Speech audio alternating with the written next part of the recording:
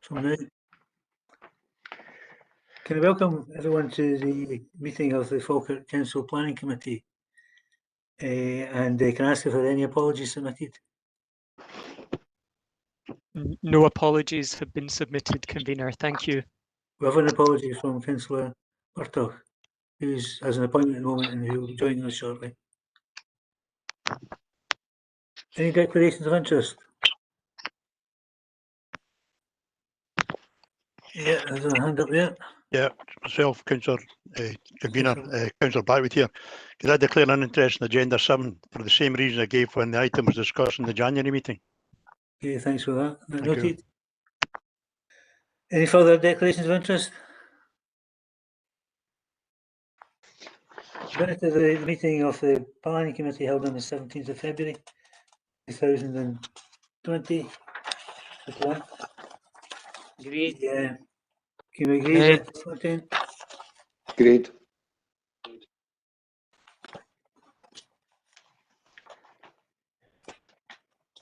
Thank you very much for that, colleagues. Item 5 is the Falkirk Council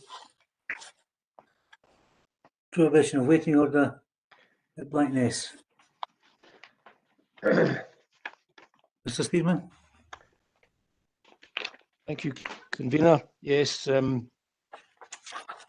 yes, this is a traffic regulation order proposal by the council to introduce some WR lines on the approach road B903, sorry, into Blackness. Background on this is the road is approximately 6 metres wide, which is roughly 6 yards, and when cars park on one side of the road, it makes it effectively a single track road, basically, that's not allowed for two-way traffic, and that's highlighted to members in paragraph 2.2. And it was particularly prevalent last spring, summer, due to the kind of COVID restrictions on travel. People visiting Blackness to the Blackness Castle and the foreshore. So we introduced a traffic regulation order for some WR lines, and that's shown on page 12. So it basically has a WR line all along the north side, and interspersed WR lines on the south side with some gaps, primarily to allow some on-street parking, which would mean a kind of give and take system in operation. So that was advertised in accordance with the regulations, and there were 5 objections received to the traffic regulation order, and those are shown in appendix. I scroll through appendix A, and members are welcome to read these. And so those were responded to, and as a result of that, 2 of the objections, objection number 4 and objection number 2, were withdrawn. And these have been left in the committee report just for completeness. And members are asked to consider the terms of the report, including the objections, and determine whether the traffic regulation order should be made. Thank you. Okay, thanks for that. My understanding of the legislation is that if there are no grounds for rejecting the application, then the application should automatically be passed. It's Russell? It's up to members to determine whether they consider that the objections outweigh the reasons for the council to make the order. Okay. Any comments from the floor? I certainly see no reason why the application should be rejected, and I would formally move that it be accepted and that the order be raised. I'll second that, convener. Anyone otherwise minded? No, we accept it.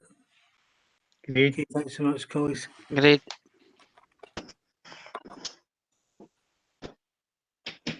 Moving on, the item 6 is the development of the former manual brickwork site, the White Cross.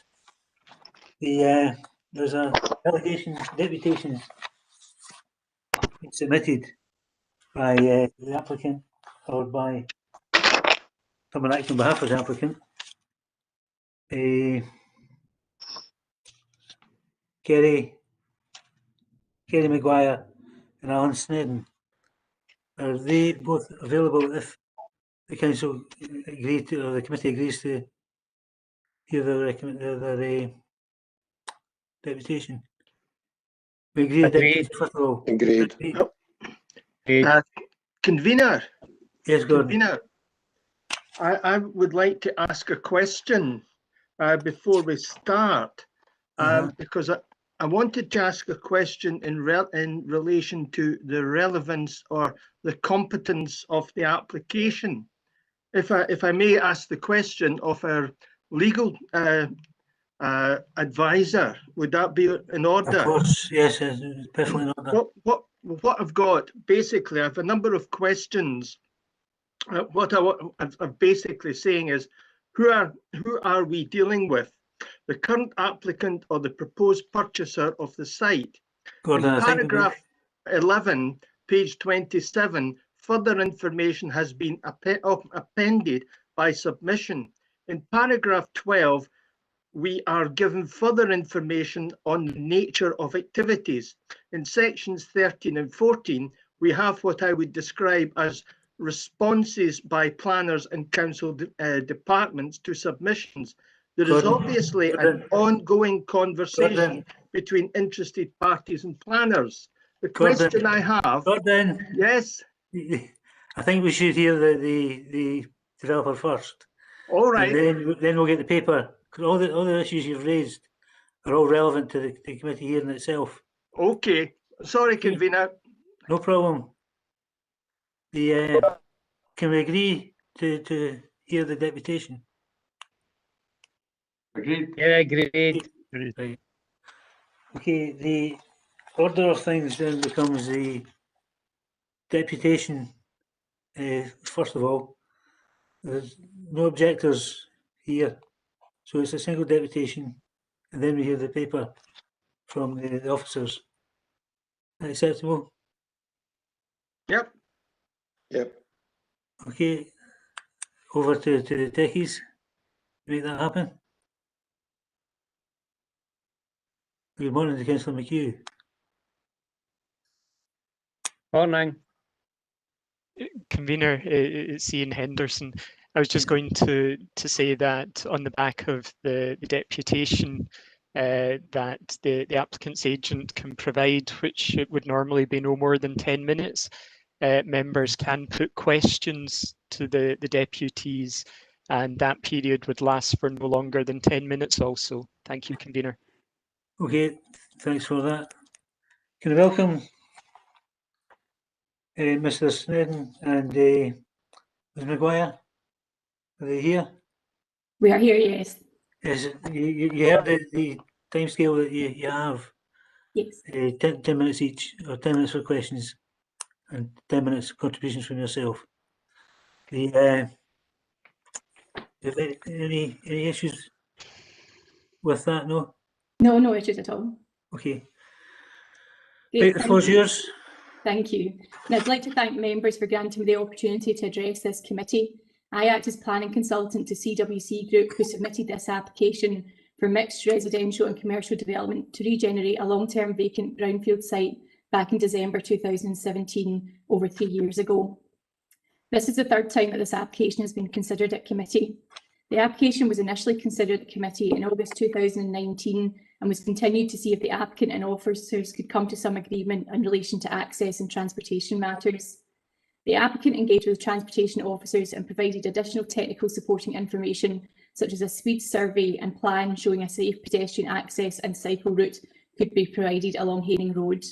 However, it's not been possible to reach an agreement with the officers, and the application was returned to committee in June 2020. This application was again continued on transportation and access grounds. The applicant has provided technical evidence to demonstrate that a safe pedestrian access route can be provided and that suitable access from Mirehead Road can be delivered, and that there is no justification for a new dual railway crossing. An agreement on these matters cannot be reached with the officers, and any further continuation in relation to the determination of this application is unlikely to alter this position. It is disappointing that officers have not come to an agreement on these matters and supported division to regenerate a long-term vacant brownfield site. It should be noted that there are no objections to this application from external consultees. Only one objection was submitted to this application from the members of the public.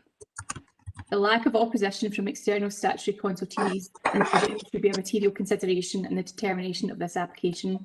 It is therefore respectfully requested that elected members determine this application today. In terms of deliverability of the development, the applicant, CWC Group, is a well-established developer and house builder. Past project examples include the delivery of a prime 2.5 million square foot distribution centre in the East Midlands on the M1. This is dominated by a 1 million square foot e-commerce Marks and Spencer's distribution centre. They've also delivered a business, industrial and distribution park in Nottinghamshire, which includes 1.5 million square foot of distribution and production space occupied by householder names such as Co-op. The park also provides on-site convenience amenities such as Costa Coffee, Spar and a Greggs. In relation to residential development, CWC Group has delivered a major housing project in Kilmarnock, East Ayrshire. They've also delivered a mixed residential and commercial project in Nottinghamshire. The site extended there to over 600 acres and delivered £100 million worth of new infrastructure improvements locally, as well as up to 3,000 houses and a new neighbourhood centre. It's therefore demonstrated that CWC Group have a proven track record of unlocking large-scale brownfield sites for mixed-use development. They've received firm interest from Ariker Developments Limited, a locally based development company, to acquire this site. There has been firm interest expressed by national house builders, as well as interest in the site for data centres, manufacturing distribution plants and small business start-up units. This is not a speculative development, and if consented, both the residential and commercial elements will be delivered in the short term. The proposal represents a significant investment in the Whitecross area. The development will create construction jobs in the short term and will bring a range of long-term employment opportunities to the area through the development of business and storage distribution units, as well as local retailing and community facilities. Delivery of the commercial elements of this proposal will assist with the local economic recovery of the current COVID-19 crisis. As the Council's Growth and Investment Unit note, the development of the mix of uses proposed accords with the Council's economic strategy, focusing on growth and investment. The committee report identifies 4 reasons for refusal, and I will respond to each in turn briefly. Reason 1 details that the application is contrary to allocation BUS 02 of the Falkirk Local Development Plan, which allocates the site for business and industrial use. This application was submitted by Falkirk Council over 3 years ago, and at the time of submission, the relevant plan was the Falkirk Local Development Plan 2015, which allocated the site as part of a wider mixed-use master plan area and supported both residential and commercial uses at this location. This application is an effective brownfield site that can be delivered in the short term. This is not a speculative development, and the applicant is an established developer with a proven track record of delivering brownfield sites. This application is for a mixed-use development, which includes provision of business and industrial land, and therefore we argue that it is not significantly contrary to Local Development Plan 2. Reason 2 details that the application is contrary to policy IR06, active travel routes, as the proposed development does not include appropriate links to existing active travel routes in the surrounding area. This site is already well integrated with active travel routes. The Manual Works core path runs directly through the site and connects to other core paths in the area, including along Haining Road towards the village. The purpose of the core path network is to give people reasonable, non-motorised access through the Falkirk area.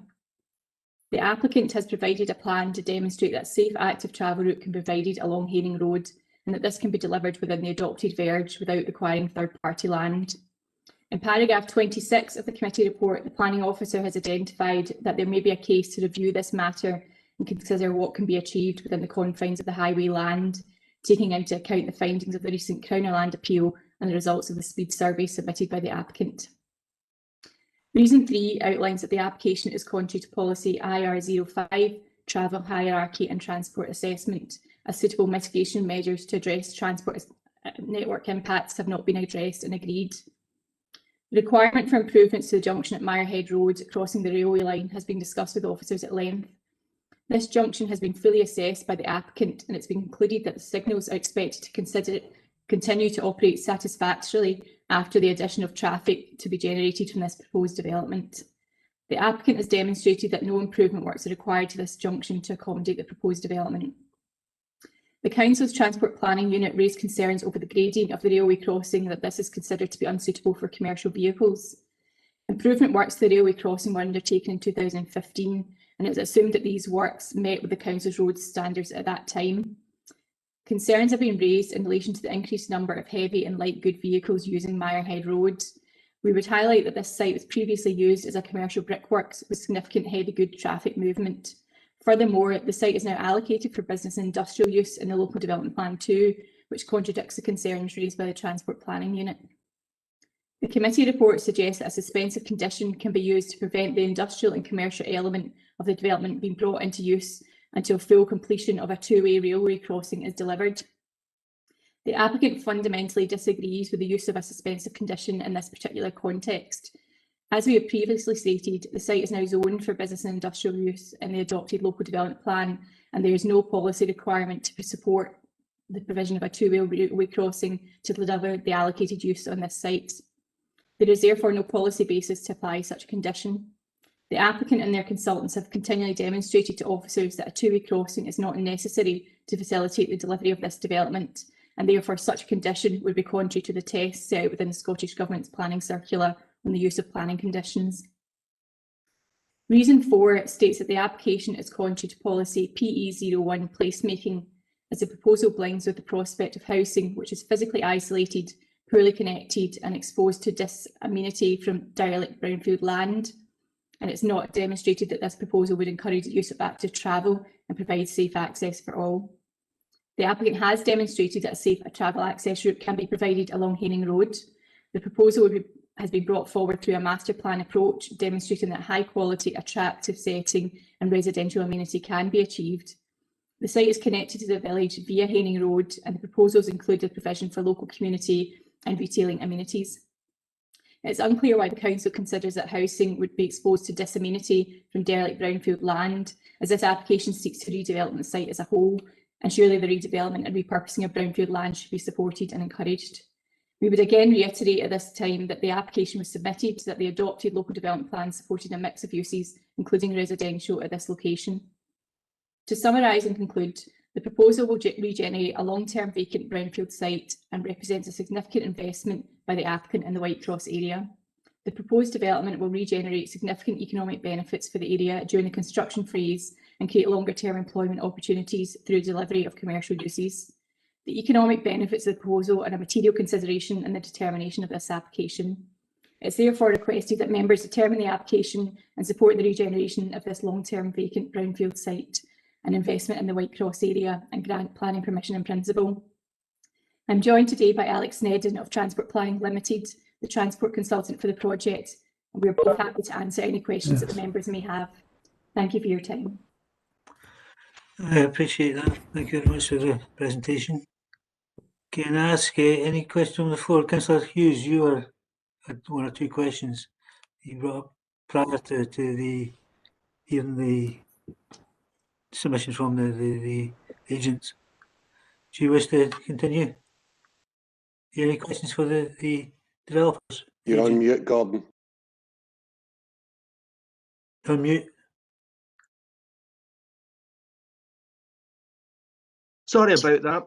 Thank you, better. convener. I just wanted to ask a couple of questions initially. Not in any cheeky sense, but just for clarification. In relation to this application, who are we dealing with? Is it the current applicant or is it the proposed purchaser of the site? We're acting on behalf of the current applicant, CWC Group. Right, so in the papers, where does the proposed purchaser of the site come into play within your deliberations? So that information has been submitted to show that there's strong interest in this site, both from developers and future occupiers, to show demand for the proposed uses of the site. and demonstrate that the site will be delivered and is not speculative. Okay, thank you. Okay, Councillor Bowes. Thank you. Good morning, Kerry. You talk about the people who are interested or a strong interest in the site. How far along is that? Is there agreements, any form of agreements done in writing? I don't mean just verbal interest. Is there actual written agreements done for the site? This is, I suppose, at the point that we are currently acting for the applicant here. There is strong interest in the site, and these discussions are far advanced should planning consent be granted. But ultimately, what we're trying to demonstrate is there is demand in the site and it will be delivered. But we are acting on behalf of the current applicant at the moment. Okay, so that obviously in the papers, and you have said it yourself about the strong interest. I would have hoped if it was that strong of an interest that people would have actually started putting that in writing. But I'm guessing the answer is they haven't yet. No, they have put it in writing, but that's more of a commercial matter rather than a planning consideration. Okay, thank you. Anyone else? Councillor McCluskey. Yes, convener. I have a question. We're asking there about more information. Obviously, there've been a lot of papers where a lot of registered companies taking a big interest in this area, and we're going on now asking questions to the applicant about signed up this and that for selling the property for the buyer. Now, I'm asking the applicant, would you expect a person who has maybe got all these firms there, the person has suggested he's going to put hard pound notes down to purchase the site, but would you expect him, suppose he has got further written information, to be able to show you that? Because you would put the price up, would that not be correct? I think we're getting into realms of kind of private commercial transactions behind the That's what I'm scenes. trying to go into. I'm trying to go into that members, as members, we shouldn't be asking questions that are confidential and private, between purchasers and sellers. That's what I'm trying to say, Well, I think the best people to judge that would be, first of all, Falkirk Council members, the planning committee, and secondly, our legal officers and planners. So Could we ask legal then, convener, please? Yeah, once they've introduced the paper, yes. At this point in time, it's questions for the developer's agent. Anyone else have any questions? Yeah, Councillor Kerr. Thank you, convener. Can I ask Ms Maguire or the other gentleman, for Mr. Snedden, Yeah. with regards to the road study, and Ms Maguire's presentation, she highlighted that in their view the double road over the rail bridge is not required. Are these findings done by a company, or is these your own assumptions? Councillor Kerr, thanks for that question. So my full introduction then is, my name's Alex Snedden. I'm a director with a company called Transport Planning Limited, and I suspect that already answers your question. Yes, the capacity of the rail bridge in its current guise has already been calculated for the development content of the application site, and also for the Crownerland site, using traffic data that was originally supplied by Falkirk Council. And the reason for that was because of consistency. Falkirk Council wished to keep the Crownerland and this application consistent. I hope that answers your question. Thank you very much, Mr. Snedden. Thank you. Thanks, convener. Anyone else? Convener. Provost. Thank you.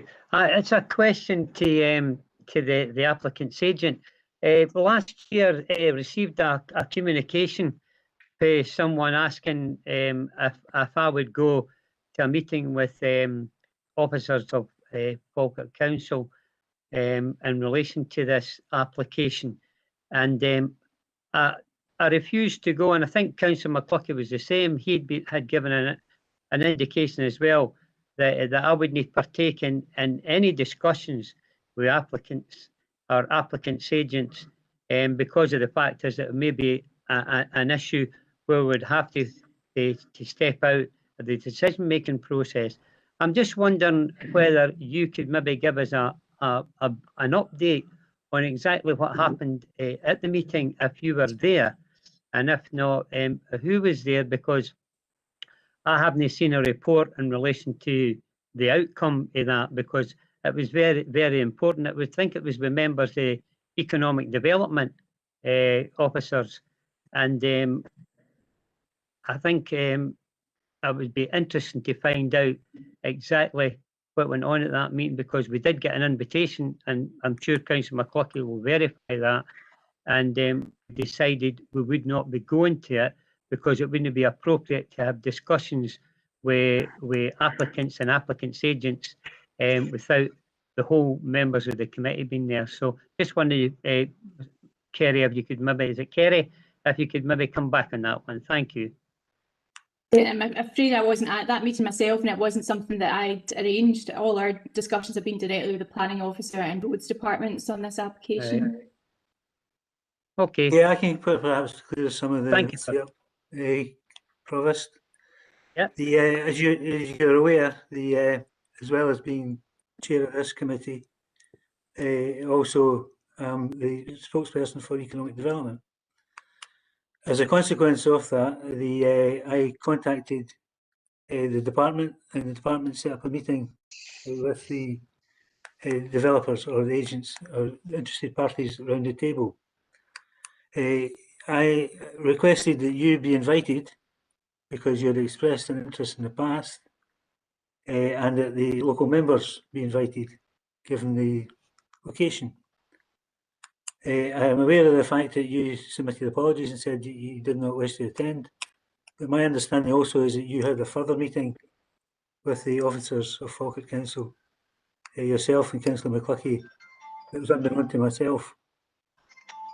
So I'm not sure if there's any inaccurate statements contained within that. Certainly more than happy to answer any that come my way. Well, there is an inaccuracy, convener, because never at any time have I ever had a meeting with Councillor McCluckie and officers in relation to this application. I'll also state that on the record, convener, that no such meeting took place. I have never spoken to any, whether it's interested parties, the applicant, buyers, or anybody in relating to this application. I've stood completely out because it's such an important issue in my community that I wanted to take part in the meeting. That's fine. I'll ask the officers to look into that and perhaps come back to us. Anyone else? Yes, Councillor Bissett. Thanks, Gabriel. I'd just like to ask Mr Maguire, given that we are looking at economic recovery as a result of the COVID crisis, which is still ongoing, but I just wonder if you could maybe touch on some of the benefits of this development. It's laid dormant for a long time. I wonder if you could maybe expand on what would be the economic development benefits from this site. Thank you. The economic developments from the site would be job creation mainly, and that would be significantly during the construction phase, and also once the commercial elements, including the business and industrial space, and also the housing element does include for provision for small retailing facilities and community facilities. So there'll be an element of economic regeneration from those uses as well. It will bring the site back into economic use. As you mentioned, it's lain vacant for a long time. It does need a lot of investment and infrastructure delivered into it to bring it back into use. So there's a lot of investment in the local area. And in turn, having the mix of commercial and residential use will bring more of a community to the area, more people to the area, and ties in with the job creation. In addition to that, the proposal would kind of create a really kind of green urban space with a lot of open space for locals to use. It protects the Almond Castle remains that are there on site and the Haining Woods as well. Thank you. Any other questions? Okay, can I thank the contributors this morning for their input into the matter, and if we could move on and hear the paper from the planners. Agreed? Agreed. Okay. Great. Is the host, I believe, is the title. Mr. Snedden and Mr. Maguire are still with us, I think. Yeah, still here. Okay, you're at liberty to listen to the proceedings as they go. I can't bring you back into the debate, but yeah, welcome to listen to discussions. Understand that, convener. Thank you. Okay. Right, can I ask the planners, first of all, whose paper is this? Brent, is that yours? Yeah, thanks, convener. Members will recall that the Planning Committee considered this application on the 28th of August 2019 when it was agreed to continue the application. The application was considered by the committee further on the 17th of June 2020 when it was agreed to further continue the application to allow for further discussions to take place between officers and the applicant in relation to potential planning conditions, Section 75 obligations, and suspensive planning conditions in relation to provision of a two-way overbridge on Mirehead Road and a 3-metre wide cycleway footway with a 2-metre buffer area on Haining Road. And since the application was last reported to committee, Local Development Plan 2 was adopted in August 2020. Under LDP2, the application site is allocated as a business industrial site. As the application includes a substantial housing element, approximately 400 units, it is contrary to LDP2. As the committee will be aware, the planning application is to be determined in accordance with the development plan unless material planning considerations indicate otherwise.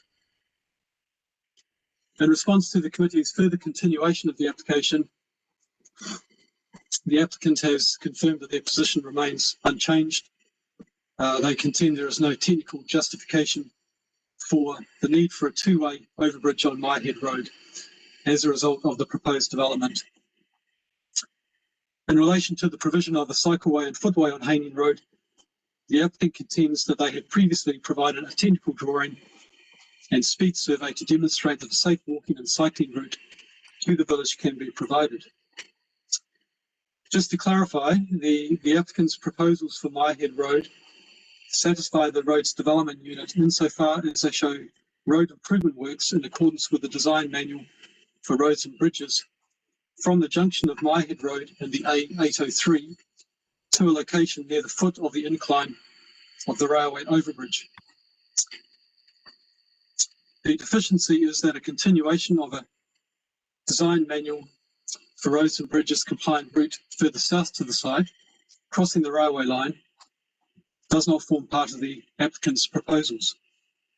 In terms of Haining Road, the applicant is proposing a footway cycleway ranging in width from 3 metres down to 2 metres with a 300mm upstand to provide a degree of vertical separation from the carriageway.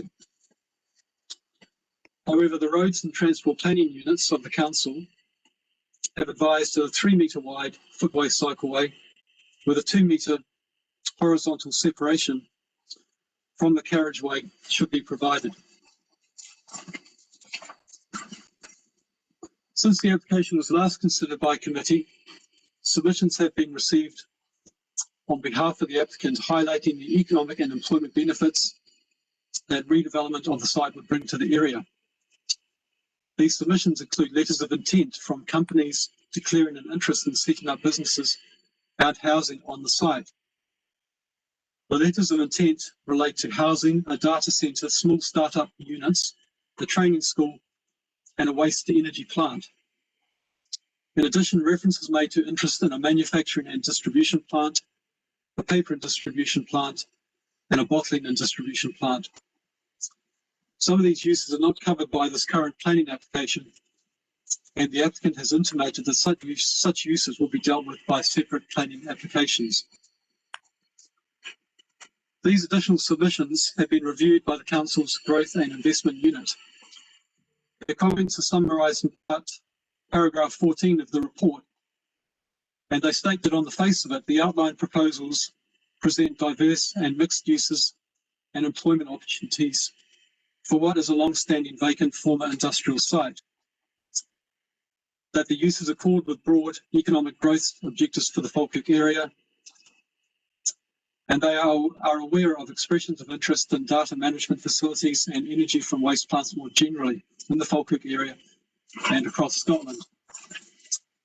However, they do caution that there is no appraisal and no or very little market demand, evidence or plans that can allow meaningful economic development comment at this stage. An expression of interest is a long way from there being a concept appraisal supporting final design, costed propositions, and an agreement or commitment. The grant of planning permission on the basis of these expressions of interest alone would therefore represent a significant risk at this time. The report goes on to consider another planning application in the local area. This application was for development of land for residential purposes, approximately 225 units, on land to the north of Crown Farm on the south side of Whitecross. This applicant was refused by the council and has been the subject of an appeal, and the appeal was allowed subject to a Section 75 planning obligation and conditions. One of the matters considered in the appeal was upgrade of Maiahead Road. While the upgrade was considered solely in the context of the scale and nature of that particular development proposal, some of the findings of the reporter, as set out in paragraph 17 of the report, are worth noting. He did not find the descriptions of different road types in the National Roads Development Guide particularly applicable to Maiahead Road, nor was it entirely clear to him that the Design Manual for Roads and Bridges provides the relevant standard. However, he did find the Design Manual for Roads and Bridges nonetheless helpful in considering the effects of the proposal on Maiahead Road and the degree to which upgrades of the road might be required. He agreed that the constraints of the existing physical characteristics of the existing road, including what is reasonably deliverable within the confines of the highway land, should be recognised. And he also considered it reasonable to take a phased approach to carrying out the upgrade works tied to house occupation. It is important to highlight, however, that the reporter's findings were in the context of a housing application for up to 225 dwellings, some distance from Maiahead Road. The current application was for a much larger scale mixed-use development comprising approximately 400 dwellings and a substantial component of business land in closer proximity to Maiahead Road. The scale, nature and location of the proposed development therefore means that a different standard applies and a more significant scheme of works is required.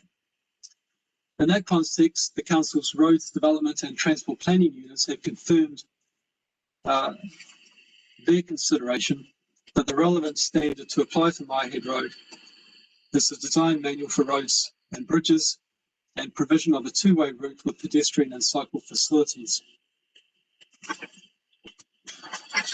In terms of Haining Road, there may be a case to consider what can be achieved within the confines of the highway land, taking into account the reporter's findings, coupled with the results of the applicant's speed survey.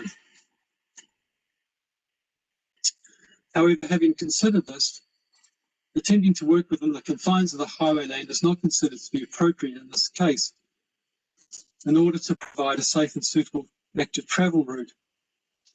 The applicant's proposals involve the horizontal separation. Sorry, the applicant's proposals do not involve a horizontal separation from the carriageway and rather a 300mm upstand to provide a degree of vertical separation from the carriageway. If this was to be considered, there would probably be a requirement for a pedestrian safety barrier to be erected along the length of the footway, set back 600mm from the curb line. This would result in the cycleway footway width being reduced to 2.4 metres at its widest point, down to only 1.4 metres at its narrowest point, which would not be a suitable width for a cycleway carriageway. The next part of the report talks about the use of suspensive conditions. In summary, it is within the gift of the committee to impose suspensive conditions in relation to the off-site works to Maihead Road and Haining Road. Suspensive conditions could also be used to phase the provision of the infrastructure works. The next section of the report mentions consultation with Network Rail. At this stage, it is difficult for Network Rail to provide specific comments. Clearly, Network Rail would need to be involved in detailed discussions in the future regarding any works affecting the railway line.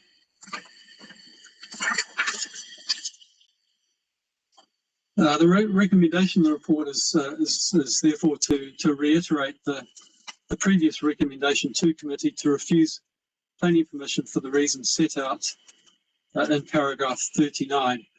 While the potential economic and employment benefits of the proposed development are noted, they are not considered to outweigh the terms of the local development plan or the transportation deficiencies as identified in the report.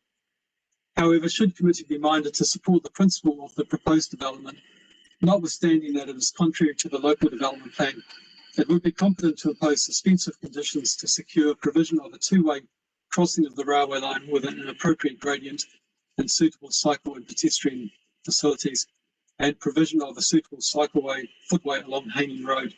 It would also be competent to use suspensive conditions to phase the provision of the works. Thank you, Convener. Okay, thanks very much for that. It seems to me that there's new information contained within the report, which is a further complication. The recycling centres, for example, distribution centre, it would be better, clearly better, if there was an overall master plan for this area, as there was for a number of years. But how much of that master plan is achievable is something for discussion at a later date, perhaps. So I want to expand on that as we go, but can I ask you any questions from the floor? Any points?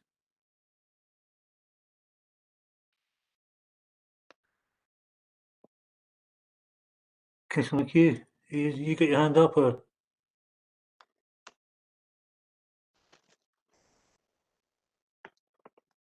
Councillor Nicholl? You got your hand up? No, I was just resting my hand. Councillor Bowes. Sorry, Convener, Councillor Kerr. I was just about to put my hand up, but Councillor Kerr said his hand up for a little while. Okay, apologies for that. There's some, because the position I'm getting is outlines. Yeah. Councillor Kerr. The provost was before me, Convener, but if it doesn't mind, I can go before him or whatever, but hand was up before me. Carry on. Provost? No, carry on, Councillor Kerr. Thank you, Provost. Thank you, Convener.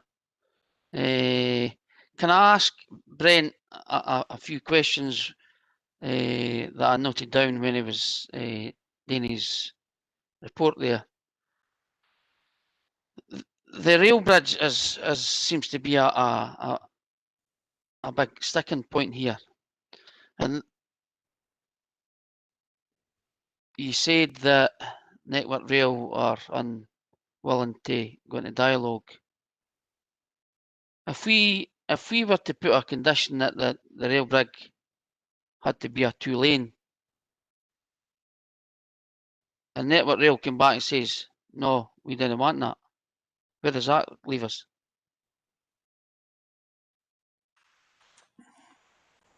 Brent? Or maybe that's addressed to Russell. Well, certainly we haven't had anything definitive from Network Rail that would be their position. But if ultimately that was their position, then there would have to be a reconsideration of the terms of any condition that was attached in relation to that matter. Obviously, this is an application for planning and permission, and we wouldn't necessarily know the outcome of that for sometimes once we were in the position of considering a detailed proposal for the for the provision of a suitable route over the railway bridge, whether that was by a new route or whether it was by potentially upgrading the existing route. Okay, thanks for that, Brent. Another question.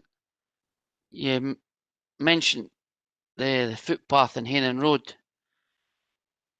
So, as far as I can make out, we're saying that it's a 3 metre for cycle path and 2 metre footpaths. So we're saying that that's a 5 metre footpath.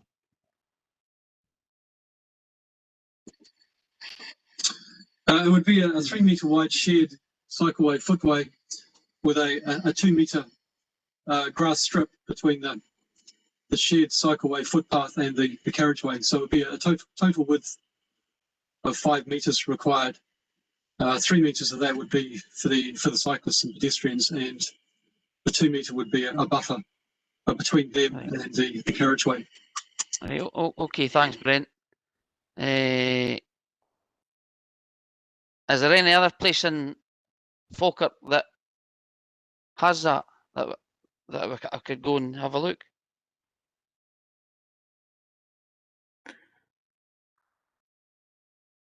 Brent or Russell?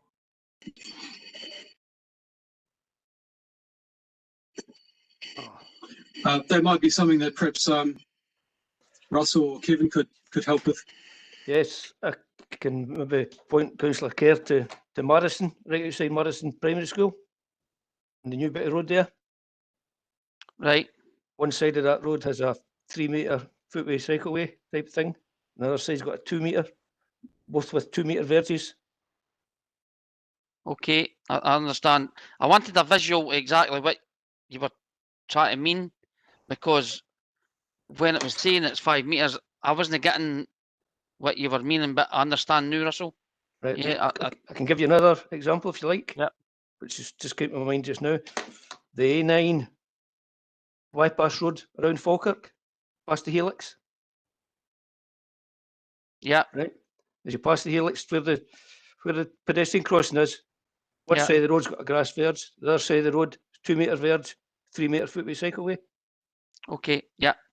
And that continues all the way around that road, pretty much to Mungle End. Right, I've got a visual. I don't know if it says it in the papers. I couldn't see it, Brent, but when the cycle path and the 3 metre cycle path and the 2 metre verge goes into the village, what width is a current footpath into the village? I believe once you hit the village boundary, it drops down to 1.2 metres for the footpath. Right. Okay. Right. This is probably for Russell. Miss Maguire mentioned the gradient be in the road coming towards the bridge, where the bridge was reconfigured, a new bridge put up for the electrifying of the railway, 2015. Why did we not think to get the gradient changed then? Because that would have been the ideal time to do it. I think we probably did with tried to negotiate that with Network Rail. Network Rail have got some really quite substantial powers, as you might imagine, and a number of bridges we tried to get them to reduce the gradient, and some they managed to accommodate us, and others not. Okay, thanks, Russell. Thanks, convener. Okay, thank you. Anyone else? Provost? Is it just questions to Brent at this time, or are you ready for submissions, convener? I'll take submissions anytime. Okay, thank you.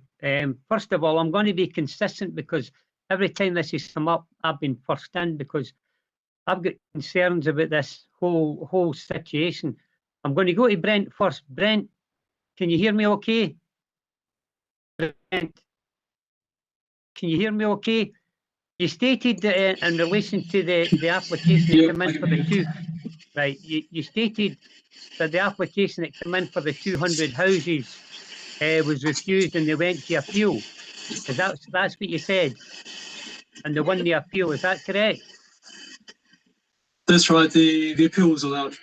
Yeah, but what you didn't say was that the original application that came in for the 200 houses was recommended by officials to grant, and then because they didn't sign the Section 75, then it come back to members, and then members refused it. So that was the one that went to appeal. Am I right in saying that? Provost, Yeah. Can I interrupt for a minute? Okay. Yeah. Those that are not muted, can you please mute now because we're getting some interference. Thank you, that's better. That's better. Thank you, convener. Just to clarify, Brent, as I said, that you mentioned about the 200 houses application that was refused by members. It was refused by members because they didn't sign the Section 75, but the original 200 houses application was recommended to grant the officers, and it came back to members because they didn't sign the Section 75. Is that correct? Yeah, that's correct, convener. Yes, that's correct. That's okay. Thank you on that one. Now, convener and members, I don't want to take you back through a history lesson, but I think it's really important to discuss this situation. For over 10 years, this council tried to promote and tried to get this up and running for 1,500 houses in Whitecross, as well as a mixed development, for over 10 years.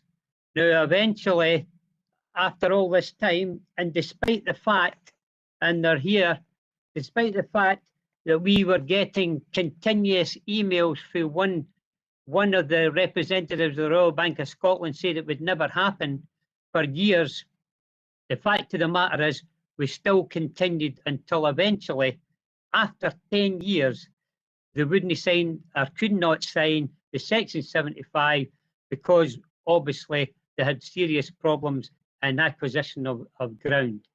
But as we were kept getting told when it kept coming back, that ground control, ownership of ground is not a material consideration. Right. So what's happened since then is we've got an opportunity now that this site is eventually developed. And going back to the 200 houses convener, although it's a different application entirely, it's really, really important to notice the fact is that once this group had decided that they were never going to get ahead with the 1,500, they come in with, and we had been told for over a year they were going to come in for the 200. They come in for the 200. Now, this site was in Greenbelt. It wasn't in the local plan. It had nothing going for it. But the recommendation that came in for the officers of the council was that the only reason that they would grant this application, which they did, recommended to grant, was because we had a problem with a non-effective land supply. And that was the reason, the only reason. Now, the fact of the matter is, we're coming in here for a site for 400 houses, no 1,500 houses, or the possibility of works, the same as we were promoting before, the possibility of all these mixed-use development works that we've already heard. The fact of the matter is that on the balance, the community, because we were up there, I think there was maybe half a dozen members that's here just now that were up at Whitecross that night for the public meeting. They were excited by the fact that there were going to be a regeneration up there. There does not seem to be, which I find it difficult, convener, there does not seem to be any way forward for the officer of the council to try and support this huge development, considering that for 10 years we kept getting applications coming forward to committee to grant this application for 1,500 houses. We now have an opportunity, especially in the climate that we're in, trying to regenerate, trying to get the economy going back, to unbalance and recognising the benefits of the completion of this site and the community's benefits and the local economy. Once again, I know for the first time that I'm going to move that we grant this application. And this is the third time that I've did this for the 3 times it's come up. So I'm going to move that we grant the application. Thank you very much. Okay, thank you, Provost. Anyone else? Yeah. Councillor Bissett? Yeah, I was just going to say I'll second that. Okay.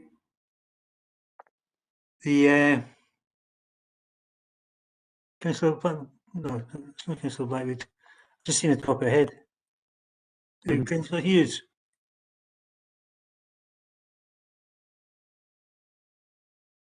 No, not me, convener.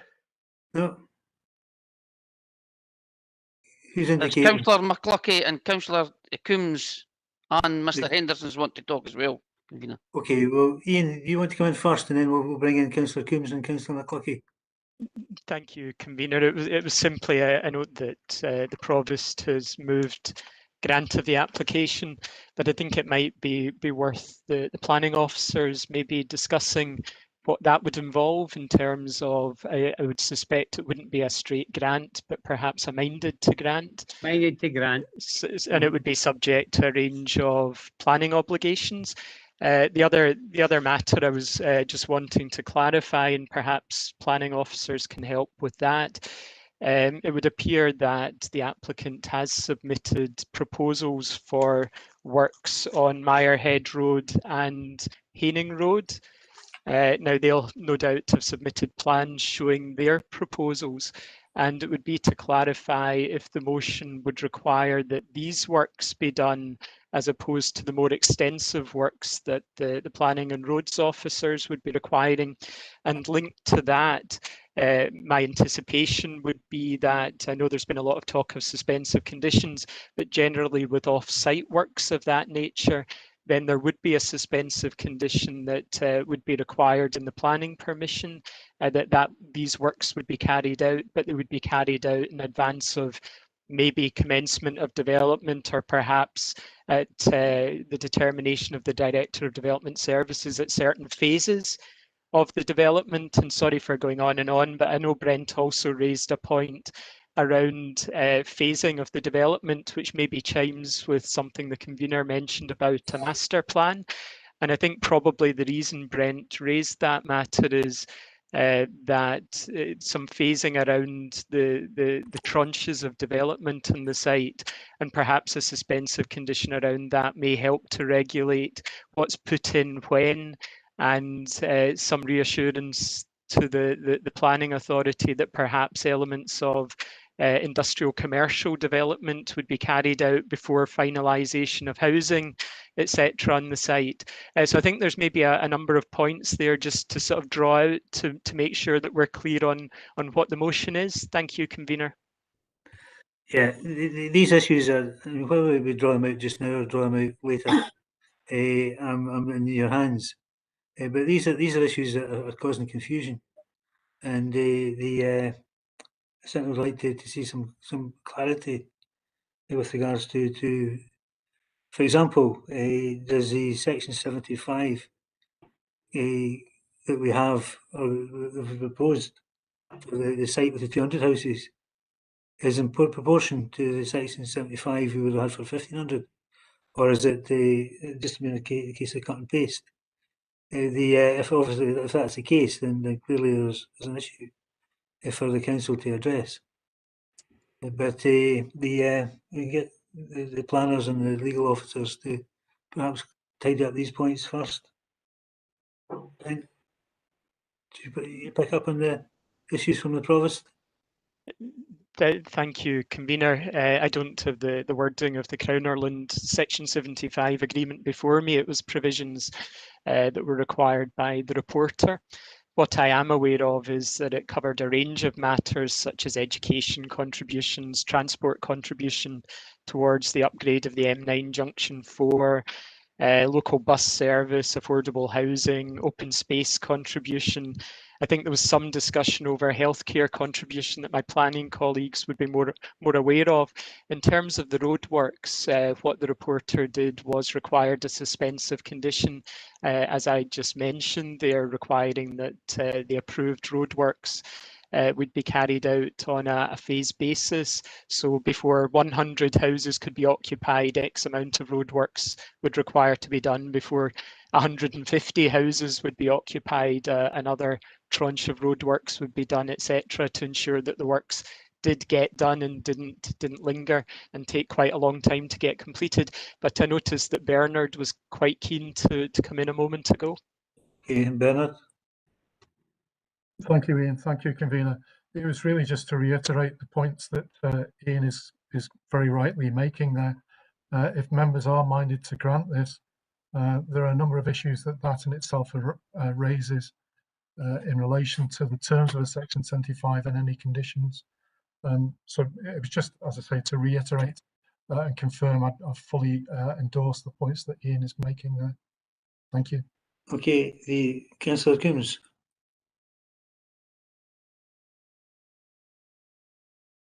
Thanks, convener.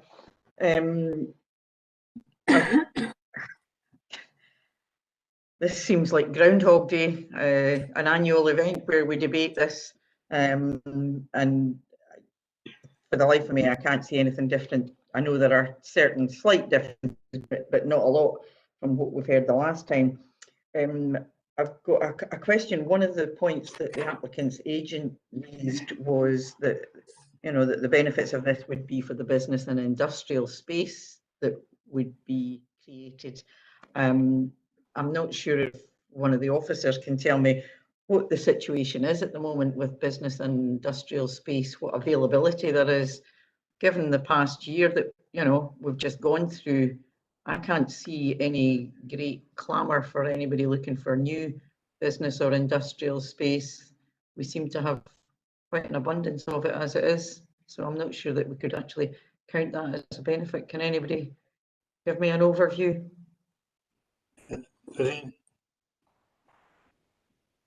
Councillor Reid? No, not Councillor Reid, Pete, sorry.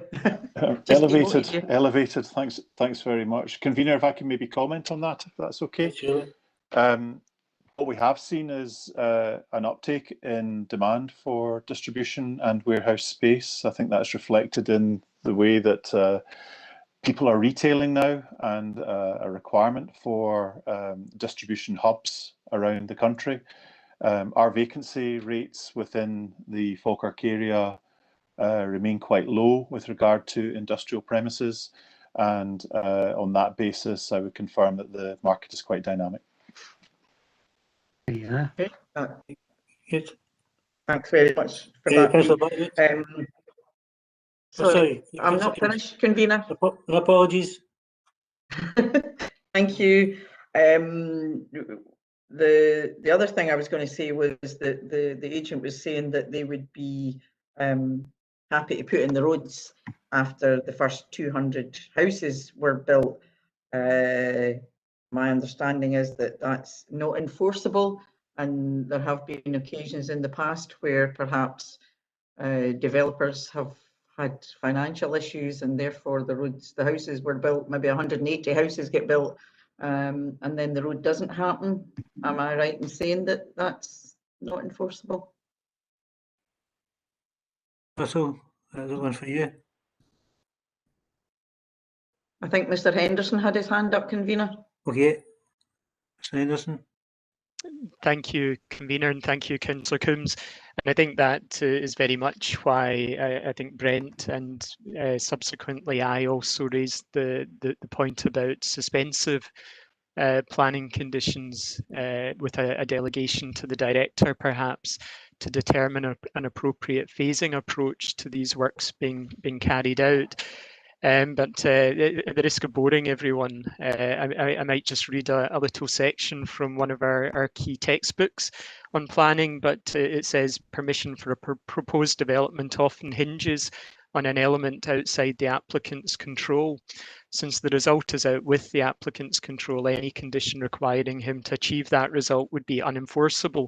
And that's a normal style of condition as opposed to a suspensive. It goes on to say the solution is to word the condition negatively so that it provides that development will not commence until the result has been achieved. It's competent to impose such negative or suspensive conditions, often referred to as Grampian conditions, which was it resulted from a case of Grampian Regional Council and Aberdeen District Council back in the day. It goes on to also say negative conditions can also be used to control the separate phases of a large development. For example, a condition may require provision of specified infrastructure works, roads, drains, etc., before the development or a further phase of the development commences. Such conditions ensure the provision of expensive works which the developer might be tempted to defer for many years. So I suppose what you would be saying is that you need to have an approach to this, that you cannot go any further in your development until certain works have been achieved by way of infrastructure provision. Does that help to answer the question at all, Councillor Coombs? And sorry for reading verbatim there. No, that's fine, Ian. I love it when you add flowery language and put the detail that we need.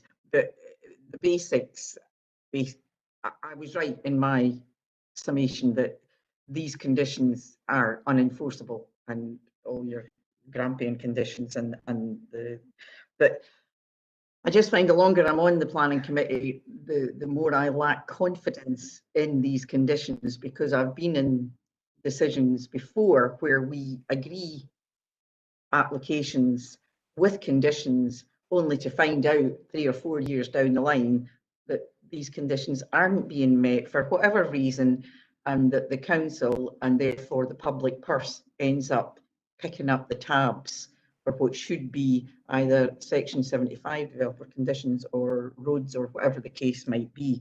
That was the main thing that I was saying here, is that things don't always pan out as they're promised at the time of the application. Sorry, Ian, do you want back in? Thank you, Councillor Coombs. Just to clarify that Grampian conditions are enforceable conditions, and the courts have clarified that. Oh, so if we do it in a negative way, they are enforceable. They are enforceable. So it's basically turning things on its head and saying you cannot do the next step of your development, or indeed sometimes start development, until you've done these works. And I think the skill here would be to carefully sculpt a phasing approach that would hit the right note of incentivization to get the works done before the next stage could be proceeded with within the development. And I think, again, that comes back to the point that Brent mentioned, and that was you might also want to have the director able to consider phasing of the development itself in terms of how many houses could be put in before industrial or commercial uses are provided, and that kind of phasing intra the development. Okay. Thanks. Thank you. Sorry, convener. I was just going to say,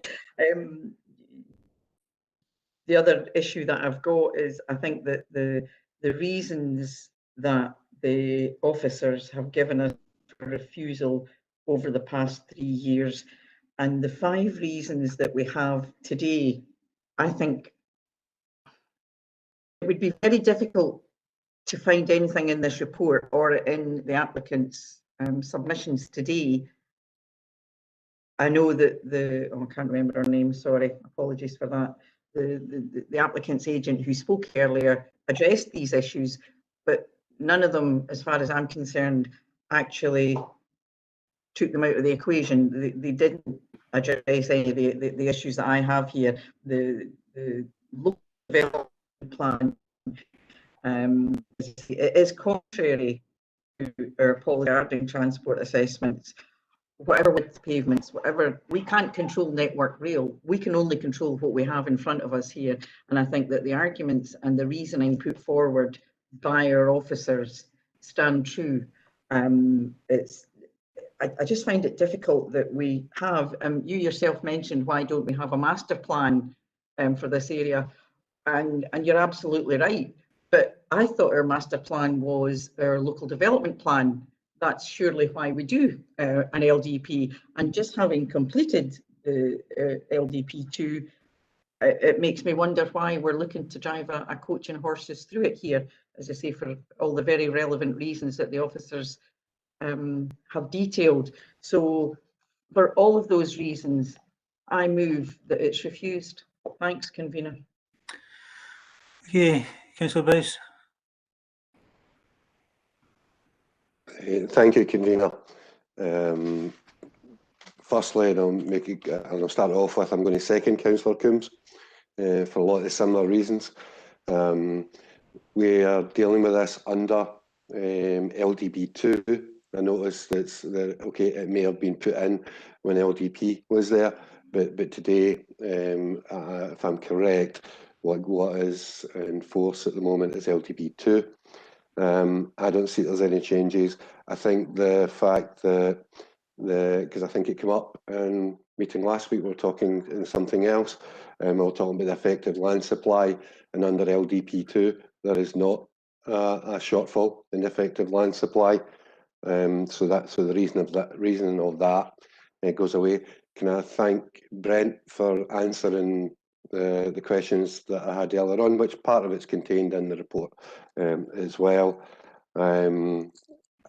The LDP2 has put the area as, from what I understand, is for commercial industrial area.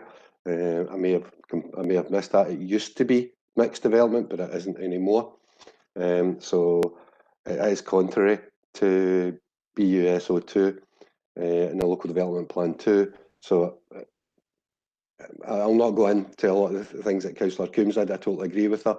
My worry is that the council is going to get stung for a big bill to allow the development to go through, and that would worry me myself. I think I said that possibly at the last meeting as well, and I've not changed my mind on that.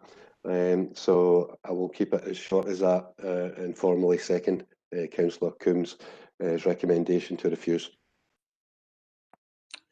Okay, anyone else? Can I sorry, the Councillor McCluckie, convener. Councillor McCluckie, yeah. He was there somewhere. Thanks, convener. And as I say, to me, what's the most important application that will come before us. To give you some points here, this is a planning in principle application. And yet we're talking here about putting conditions on so many houses when this is done and that's done. The reality is, as I say, this is only to say the principle of planning would be passed, but you wouldn't be able to do these things until a final application comes up, which shows details of the full application. So what we're going on to a depth. We'll no ken until the final application comes in what Network Rail says. We'll no know a whole host of information until the final application comes in. But a planning in principle today sets the principle where these developers who've shown an interest in developing, and it's up to developers where they go. I could get people who buy a house, an ex-council house in my ward for £70,000 and say to them, why do you not go to the Golden Mile in Edinburgh? Well, the reason's quite simple. You can't get you couldn't get a phone box for £70,000 in the Golden Mile, Edinburgh. That's just a fact. And it's the same, why do we not go to one of the council sites or go to luxurious Gilson and get the fresh air for the landfill there? You know what I mean? These are issues. The developers have shown an interest here in this site. They do not come forward till the final drawing with sizes and information and spend thousands of pounds on the requirements for economic development until they've an idea that there's a chance of planning. And what by refusing this application today, you are refusing them the opportunity and telling them to go somewhere else. And Falkirk is supposed to be open for business. Here we've also got today a statement from Economic Development and says that no economic development is way to go against the local plan. It's up to members and sometimes officers to put whatever weight we wish. And at times when the people in Whitecross are on TV talking about fuel poverty, there's presidents for Whitecross coming to Slamanan to the food bank.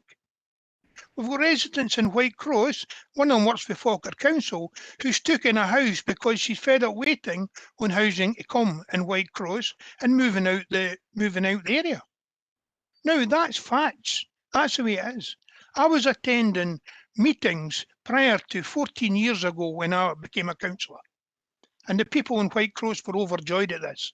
See, these brickworks, this is where their fathers and grandfathers worked. And they were keen on economic development. If it meant getting houses and opportunity houses, that was fine. They wanted the community to grow. We then put it in a local plan, fully supported by not only everybody in the council, everybody in the community, right, by the reporters and by the Scottish ministers. It then went in a further local plan, right, for 1,500 houses.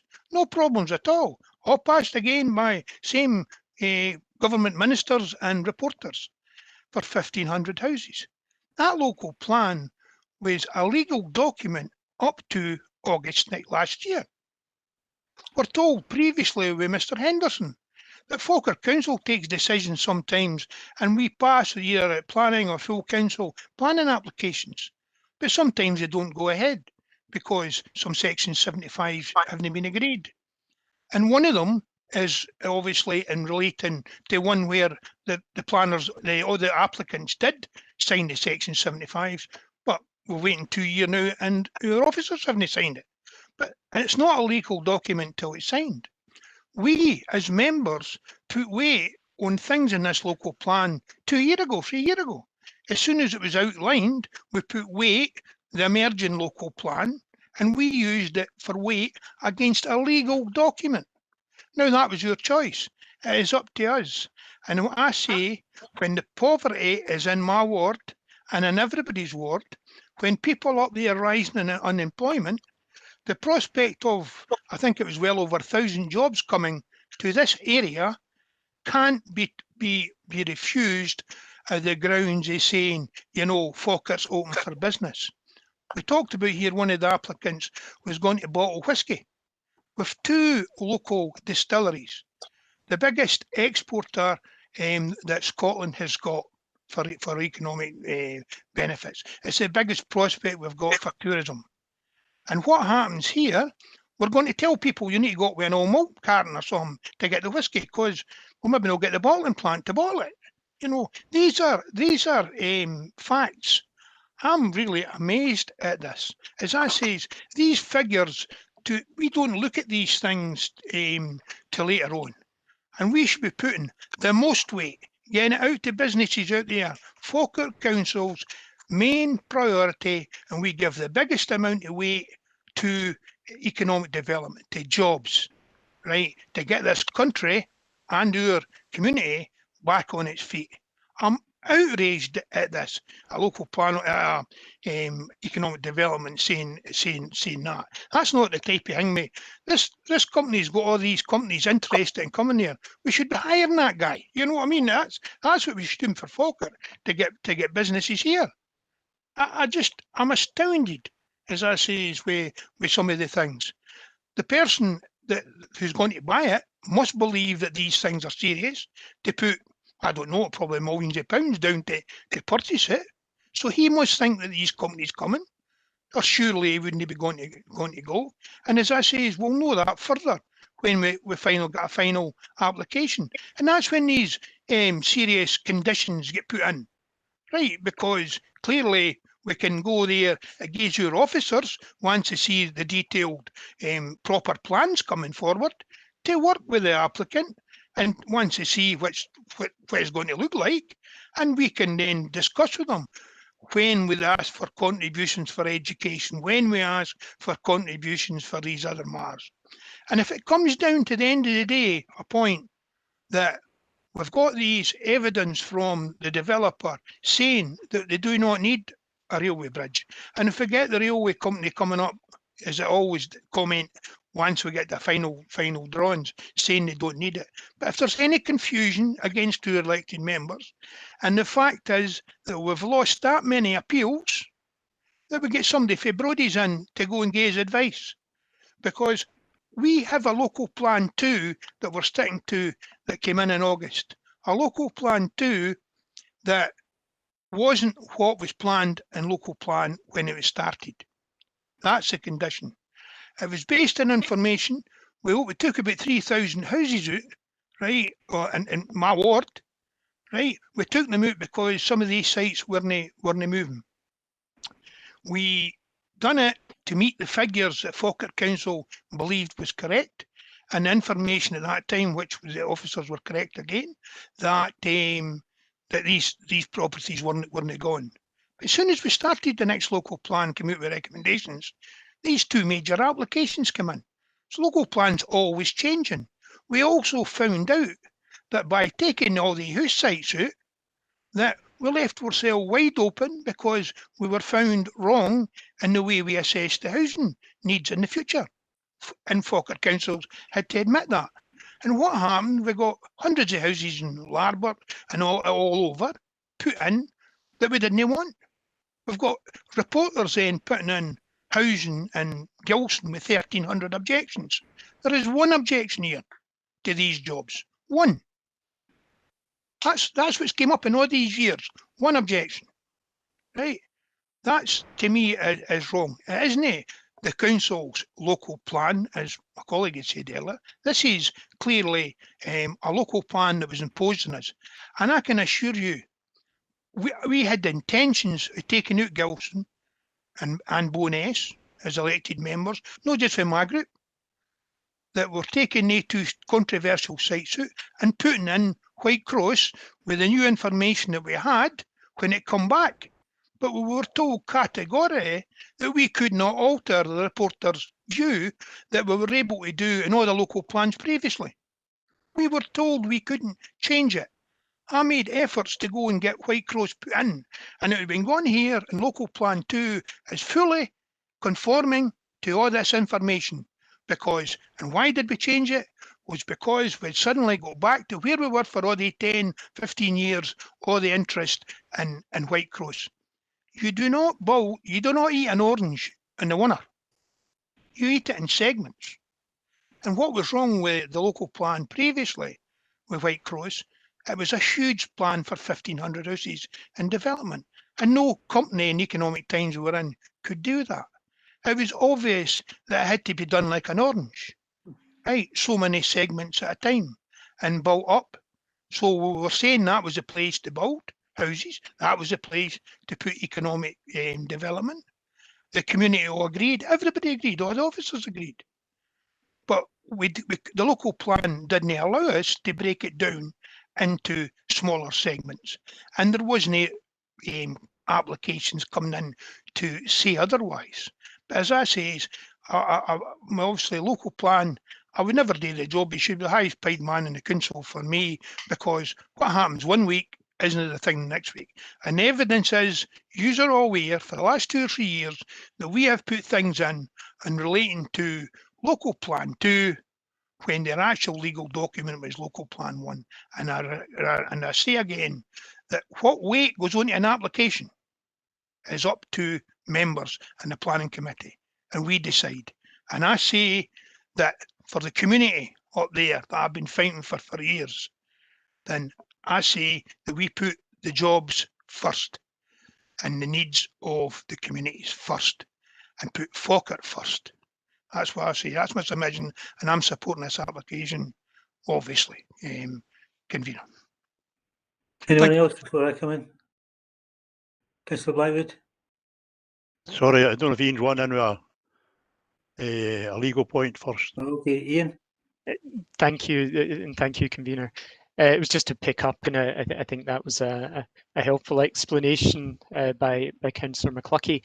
I think you're correct in the sense that the Town and Country Planning Act Section 25 would say that you take decisions in accordance with the development plan unless material considerations would outweigh the development plan, and it is for the decision maker to weigh up the respective positions there. It was just one point I was just wanting to pick up, and it's around PPP, planning permission in principle, and I don't know if Bernard would like to come in after me, but this is the point that you would want to capture a Section 75 obligation requirement, and you would also want to capture some detailed conditions. And I've just been looking up the Crown Ireland reporter's appeal notice of intention, which when I scrolled to the end, and it was the last page I was looking for, it's 47 pages long. It's a very detailed appeal decision, and it was a planning permission in principle application, and there are provisions for us to enter into a Section 75, which we've been working on. And equally, there are provisions on this PPP dealing with suspensive conditions.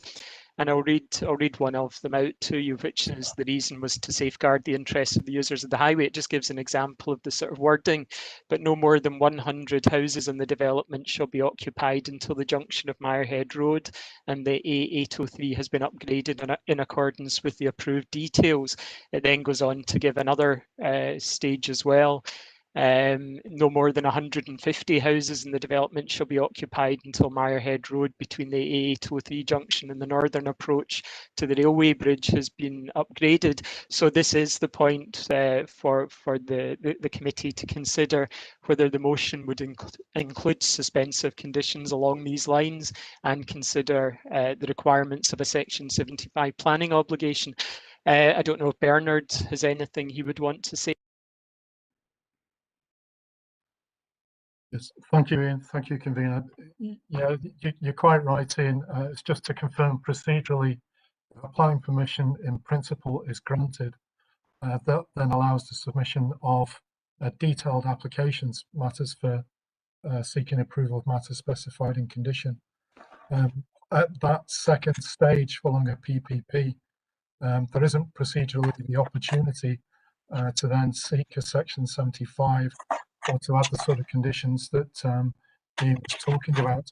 So it is very much, if members are minded to grant planning permission in principle, procedurally, now is the time to look at Section 75s and any suspensive conditions or other conditions required. Thank you. Okay.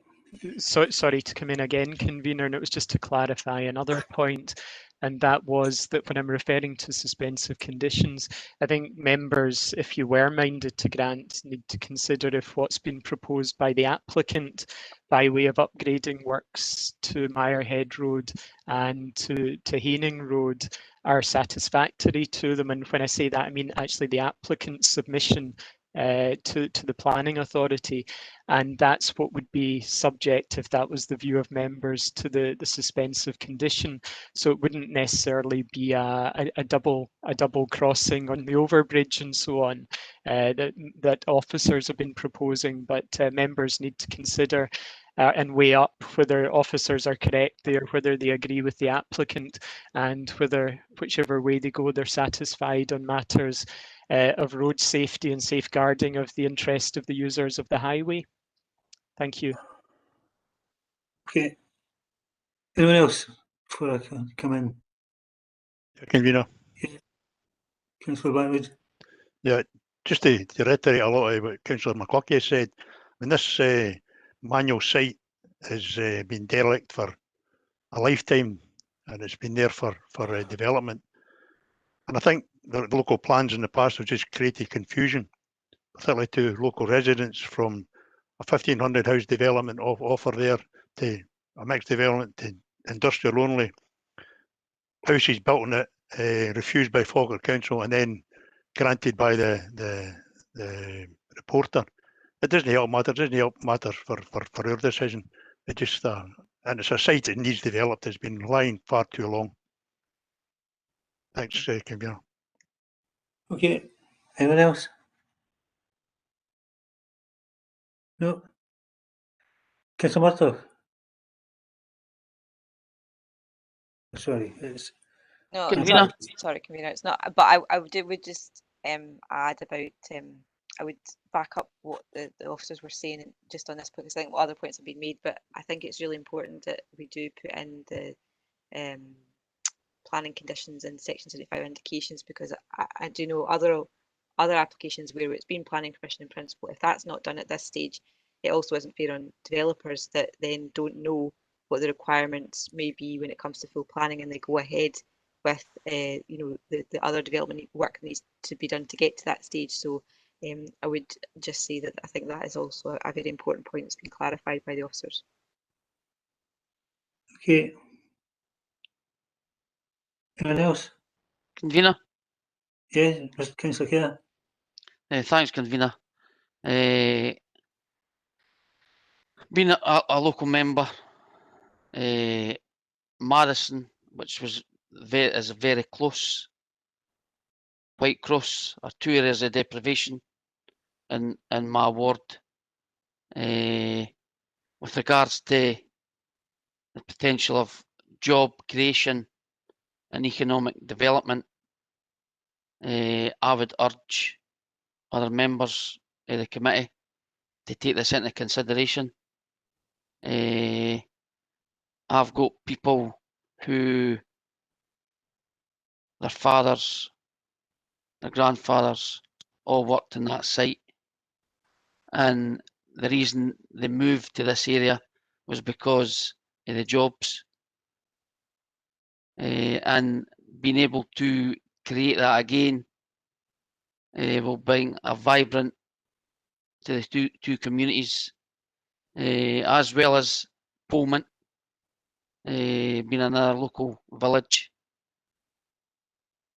I would just urge people to consider that, and if it is a minded plan permission in principle, that these conditions can be met, or these conditions can be set forward, that the applicant needs to adhere to.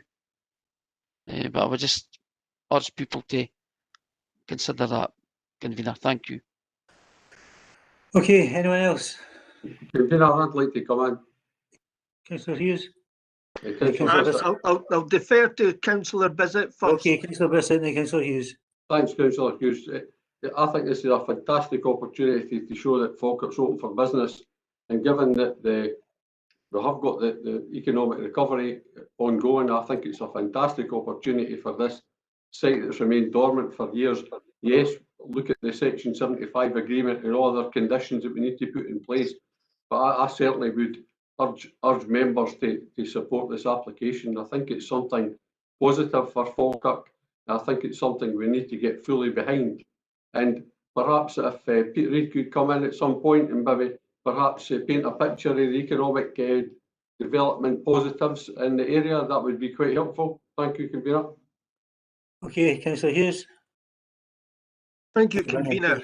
I've listened very carefully to my colleagues in Upper Braes, and I do agree that we do need economic development. We do need a recovery plan because of COVID, and we do need opportunities for employment.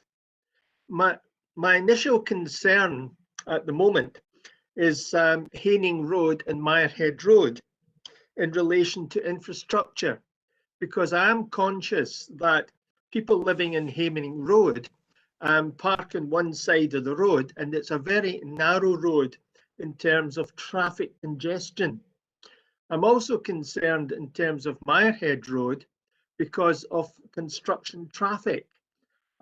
These roads are not, shall we say, major roads in their own right. And so I'm concerned about access and egress to the development site. However, I do appreciate that we do need economic development for Upper Braes. But if I decided to accept this application in principle, I would certainly be looking for major conditions to be put in as well.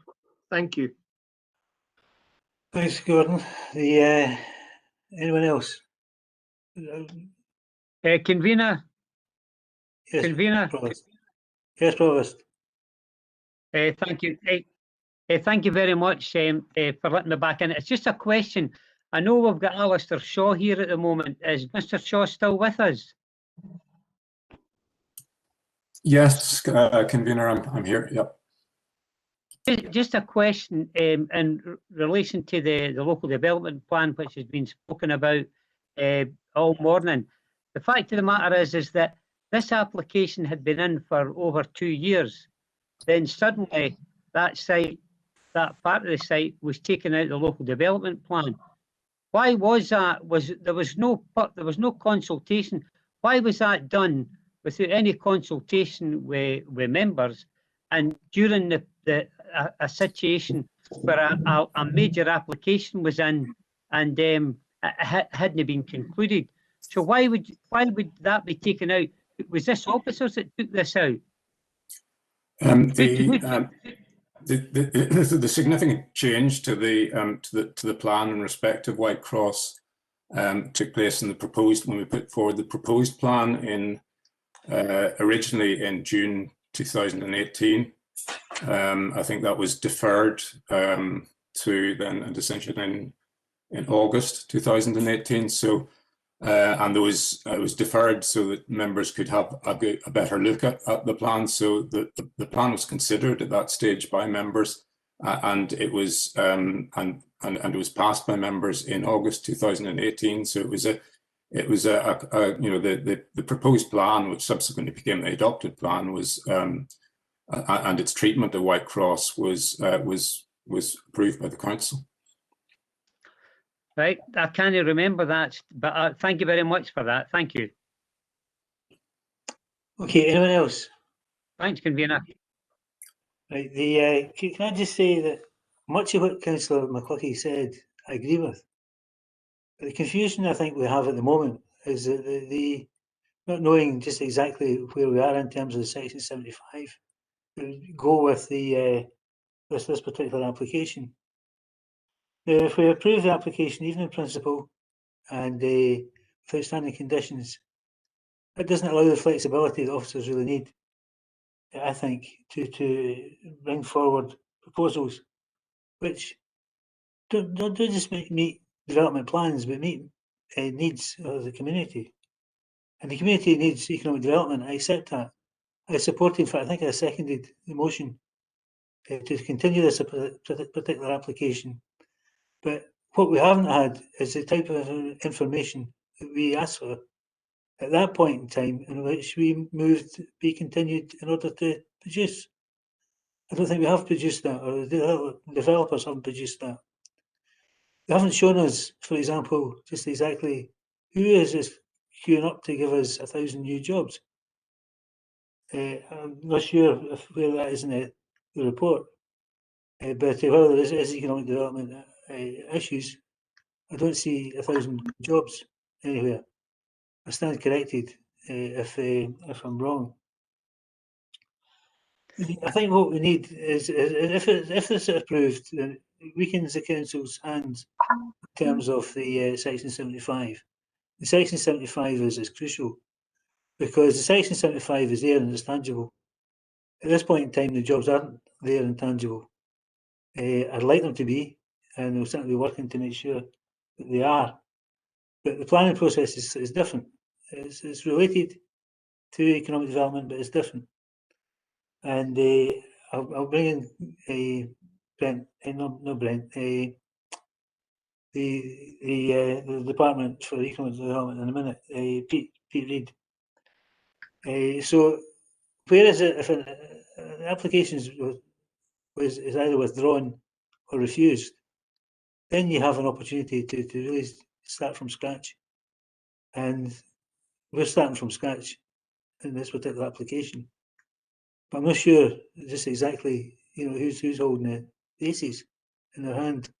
Whether it's our officials who can do that on behalf of the community, or whether it's the agents for the developers who talk a good game and certainly made an awful lot of interesting points. I'd like to see a wee bit of proof behind where they're coming from on that. And I think the onus is on us all to obtain that proof, or to challenge the agency to come forward with a detailed master plan. Because let's face it, as we commented on a couple of times, no one's really taken on the issue of the master plan. A site like this, we're talking about a significantly smaller site than what was proposed initially in the local plan number 1. And I agree very much with the Provost on that it was local plan number 1. There are mitigating circumstances behind individual applications we have to take on their merit, and members will do that. They don't operate with a blank screen or blank sheet of paper. They operate within the policies of the Falkirk Council. Not to say that they're written in stone or carved in stone. They are flexible, and they need to be flexible. But they can only be flexible if you have all of the information relevant to their particular relevance. And so therefore, I'm not happy to support the motion, the amendment.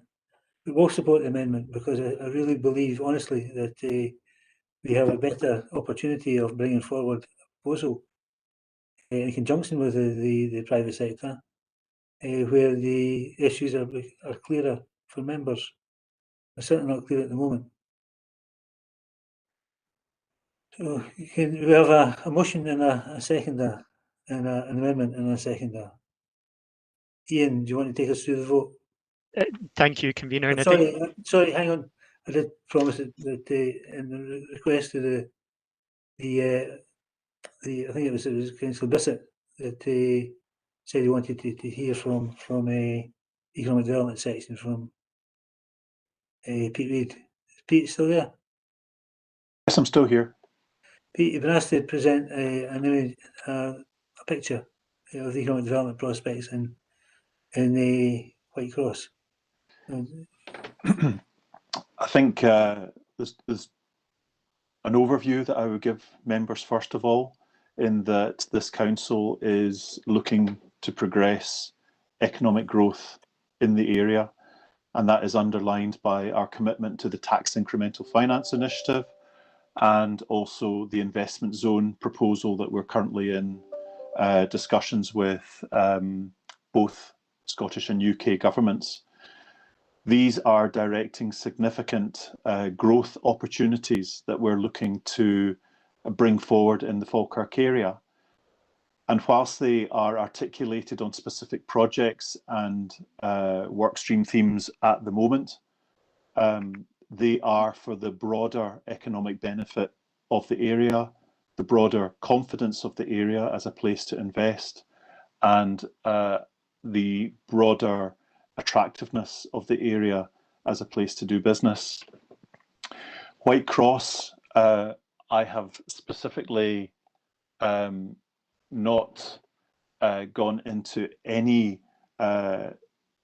particular detail in my response back to planning officers, other than to indicate that I'm recognising, and economic development recognises, that this is a long-standing vacant industrial site, and the intentions do present a diverse mixed-use proposal and employment opportunities on this site. And the proposed uses in terms of economic development purposes in terms of new business space being created at this location are presented as data management facilities, energy from waste plant, and business space uses, as well as training facilities. These are all to be welcomed in our area. However, what I don't have is, other than being copied in on correspondence of intent from external third parties to a party who I understand isn't the applicant, that these are showing expressions of interest and intention and opportunity to consider investing. What I don't have, which is what I would be keen to see, is what does that actually look like on the ground? What is the size of that data management facility? What will be the size of the energy from waste? What will the distribution centre look like? What will its size be?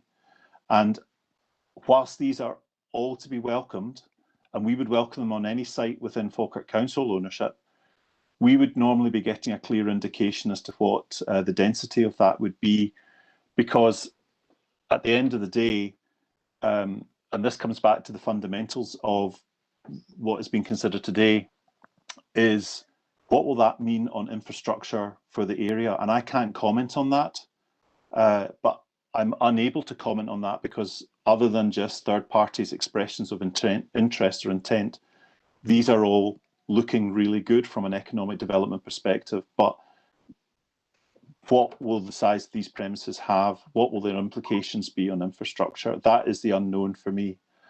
So whilst we're investing a lot on infrastructure within the tax incremental finance initiative, and that's been put to members before, and whilst the investment zone is recognising the need for infrastructure investment as a further phase in the Falkirk area as important for the area's growth, I would say that the infrastructure that would be required to support a development will, as proposed at Whitecross, will be important, but I can't answer that.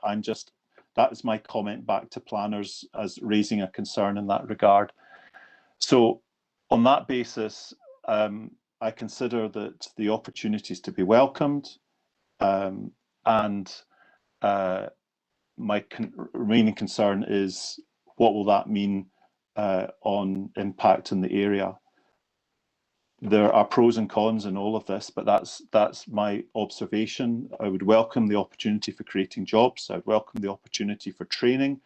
I would welcome the opportunity for community benefits that no doubt will come out of this, as community and economic well-being of our communities is important for us and is recognised in terms of what we do.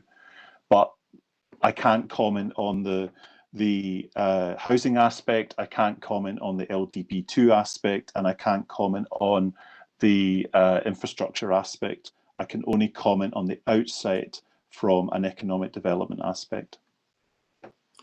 Okay, thanks for that, Pete. And that's the dilemma that I have as well. But if we go to the vote. Thank you, convener. I think with your leave, and I think with the mover and seconder of the motion commenting as I go through some of the points, I think it would be worth taking our time to just work through what the motion would actually be. And I see Brent's got his hand up at this point, convener. Yeah, Brent. Yeah, it was just a couple of points. There's been mention a couple of times of a master plan. I can confirm that a master plan has been submitted in support of the application.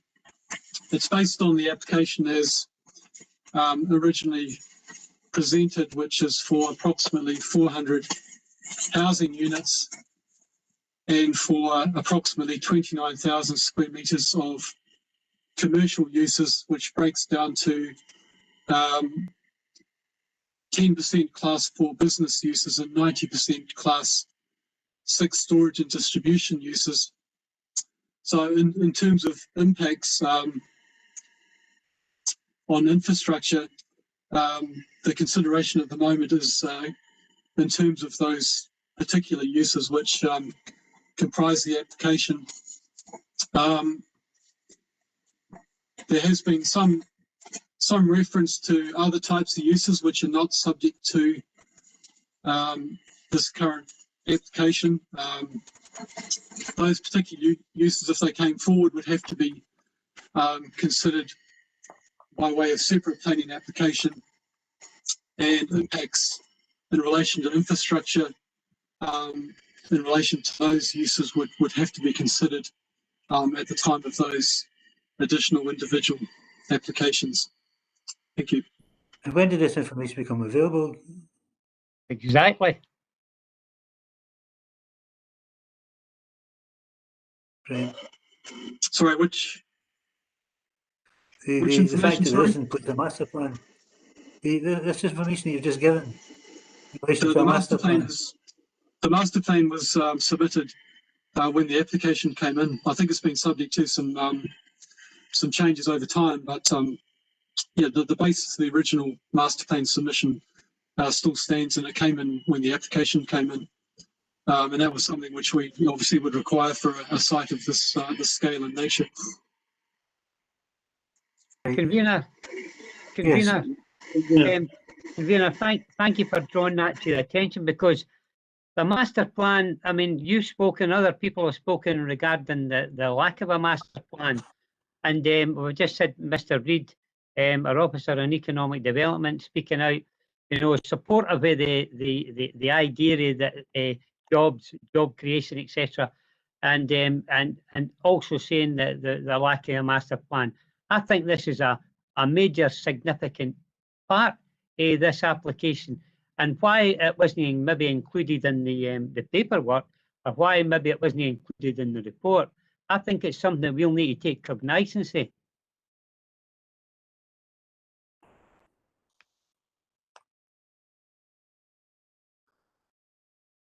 Convener?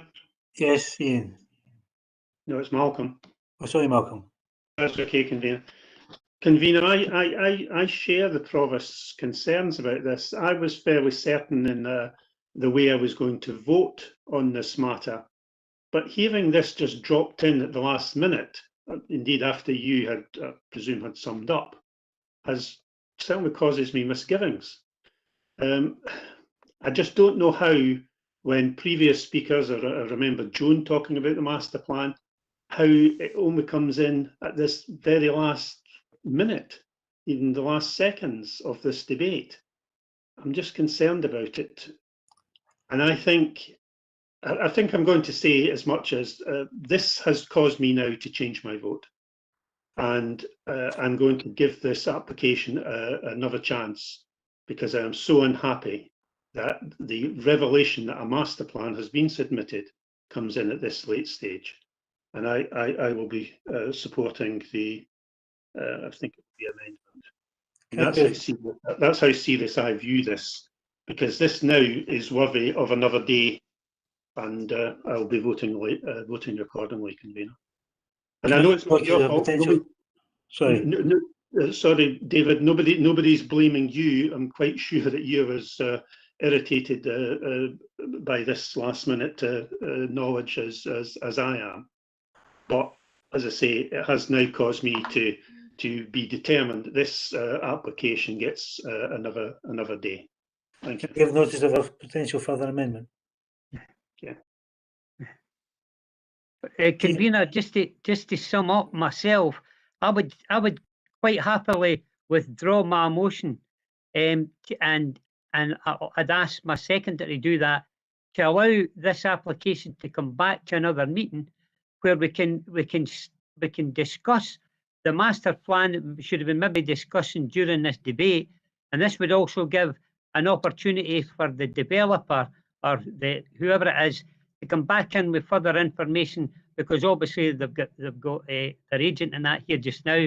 They know that there's some significant areas that have been speaking about that maybe haven't got answers to. But the fact of the matter is, the relevancy of a master plan to me is significant, and I don't know how other members feel. I haven't obviously spoken to Councillor Bissett, who seconded me. I would be quite happy because I think it would be in the best interest of everybody that we come back and have another look at this with the full information before we take a really important decision. Thank you. That was going to be the terms of the further amendment. But you've withdrawn your motion. I'll withdraw my motion. Your seconder, Councillor Blackley, are you happy to withdraw? Councillor Bissett. Councillor Bissett. I'm quite astounded at that revelation. So yes, happy to withdraw. Thank you. Convener, it's Ian Henderson. I'm just looking at the wording in their standing orders, and it says a motion once made and seconded may only be withdrawn with unanimous consent of those present at the meeting. To that, Ian. Just coming to that. Thank you, Convener. Sorry, Convener. Other members of the committee, particularly the mover and seconder of the amendment, are you happy to have this withdrawn at brought back another time? Yes, absolutely. Sorry, Convener, it's Bernard. Sorry to interrupt. Sorry, it's just a point of clarification. There's obviously been some discussion there around the master plan, and it was just to clarify that the existence of a master plan is referred to in the papers before you. It's certainly just looking at the papers. It's mentioned in Appendix 1 in the report that was presented to committee in August 2019. 2 years ago. It's in the description of the proposal and the where it sets out the additional information that had also been supplied by the applicant. So it was just to clarify that point.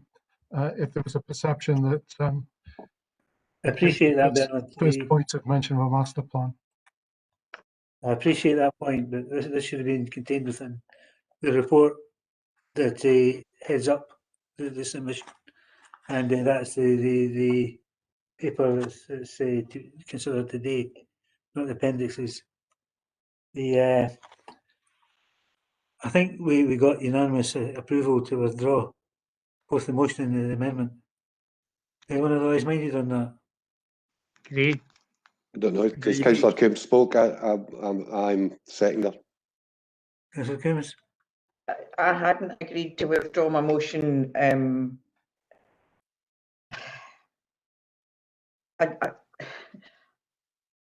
Since so much is balanced on this master plan, I find it strange. I mean, it is mentioned, as Bernard has alluded to, within the papers. We heard from the applicant's agent, but we have also heard that the details on the master plan, I don't think they'll give us much more comfort, but for the sake of the committee, I will withdraw if what is being proposed. I don't think I've heard an alternative proposal. I take it that it's going to be a further amendment whereby there will be a continuation on this for further examination of the master plan. Is that correct? Yes, more or less, yes. Okay, it's just, as I say, before I withdraw, I don't know what is now on the table, so I just wanted that clarified. If that's what's being clarified, even though I still have reservations, because here we go, yet another continuation, and as the Provost has just pointed out, I mean, a lot of the detail that is relevant here hasn't been updated for the last 3 years. However, I'll withdraw. Convener, if you're putting forward your motion for continuation, I would certainly like to second you. Convener, as seconder of the amendment, can I just say that Joan and I must have read the same handbook this morning. I've got concerns over the weight of master plans. We've came across this before. And been told that, yeah, it's a master plan, but it's just an outline. So I appreciate that the committee seems to want to see the master plan, and for this same reason, I'll remove my seconding of Councillor Coombs' amendment. Okay, it's a proposal, a seconder for the further amendment. Convener, I don't think you need an amendment. I don't think you need an amendment, because as Ian Henderson has said, if everybody's unanimous and me withdrawn, seconded by, then you don't need to. Well, I'm happy to take advice on that one. Ian? Yes, thank you. I think what the provost says is accurate. There's been unanimous agreement of the committee to withdraw the motion. I think Councillor Coombs and Councillor Bowes have also agreed that they would withdraw the amendment. And I take it from the faces on the screen that there's general committee agreement to these two motion and amendment both being withdrawn, which leaves a fresh motion, as it were. And that's for a continuation. And I think I've noted that was by you, convener, seconded by Councillor Hughes. Yes, absolutely. And that was a continuation to a future meeting of the committee for further consideration of the master plan submitted by the developer and as a general mop-up, and for officers to have further discussions with the applicant and report back to committee. Yeah. So that, as matters stand, is a motion which has been moved and seconded, and as things sit, we don't have an amendment to that. Correct. Agreed. Okay. You agree? Agreed. Agreed. Okay, can I propose a 10-minute comfort break? Fine. Thank you. Convener, I'll leave Please, it. Convener, as I Yes. declared an interest in agenda item 7, I'll leave the meeting and return for agenda item 8. Okay, thank you. Thank you. Okay, 10 minutes. Up to. Thanks, convener. Okay. Thanks, convener. Sure.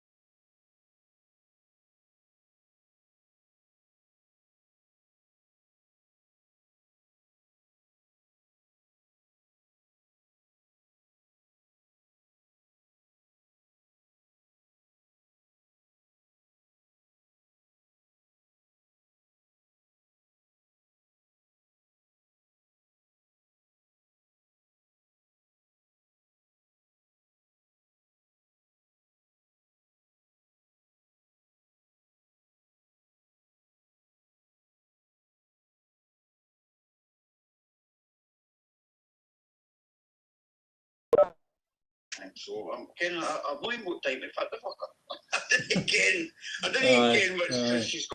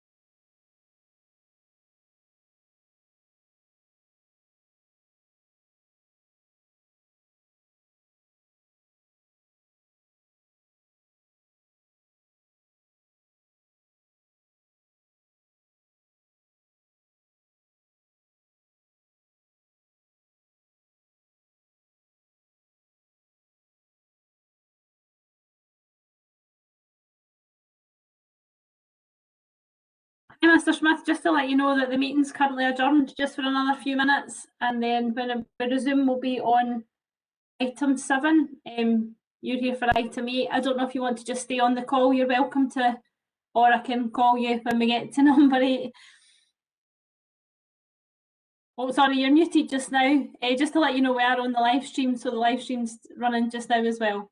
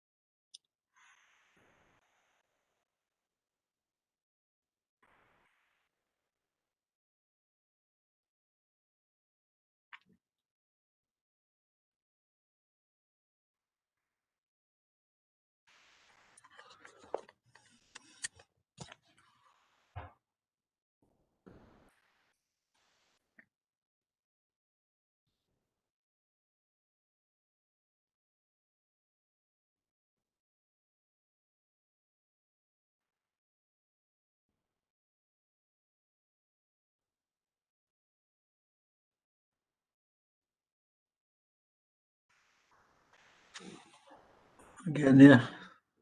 He's still to reappear.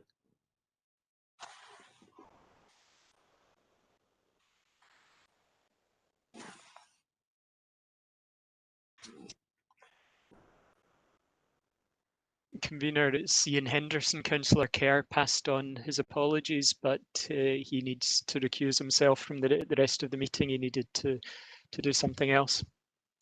Okay. Everyone else there, back. Listen. Here, Convener. Councillor Bissett, Councillor McCaughey and Councillor Coombs, we've still to come back on.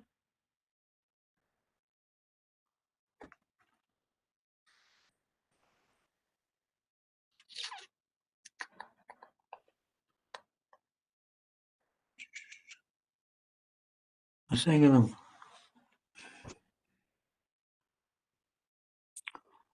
Councillor Black was declaring an interest in this one, so he's not participating.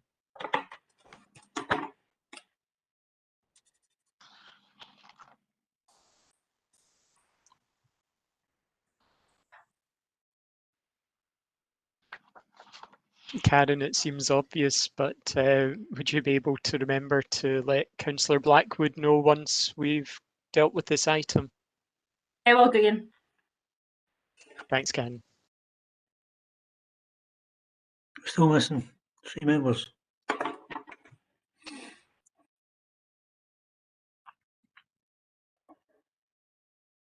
That's everybody back, Convener. Everybody back now. Good. Okay, item 7 is the erection of 3 dwelling houses and road that land at east of Maple Lodge, Bayface Road in Banknock from Mr. John Penman. Continuation.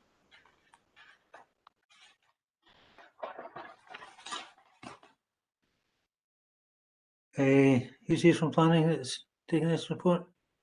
Convener, it's Ian Henderson again. I think we have a deputation request by the applicant, Mr. Penman. Yes, we have. And my apologies for that. We have a deputation request from Mr. Henderson himself. Mr. Penman himself, sorry. It's up to the committee whether we hear the deputation or not. Quite happy, Convener.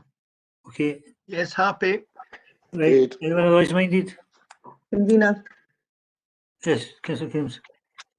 Thanks, Convener. I'm just wondering, since it's not that long since we heard Mr. Penman and we do have a Fridge report in front of us, is there anything new that we need to hear, or are we hearing the same again?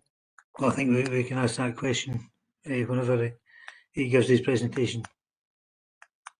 Okay, thanks, Convener. Okay, Mr. Penman. Can you hear me? Mr. Penman? Yes, I can hear you fine. That's fine. You know the script. You have up to 10 minutes to make your presentation. And then members may or may not ask you questions on that presentation. Okay, thank you. Okay, floor's yours. Good afternoon, councillors. First of all, I'd like to thank you for letting me come back onto this into this meeting today.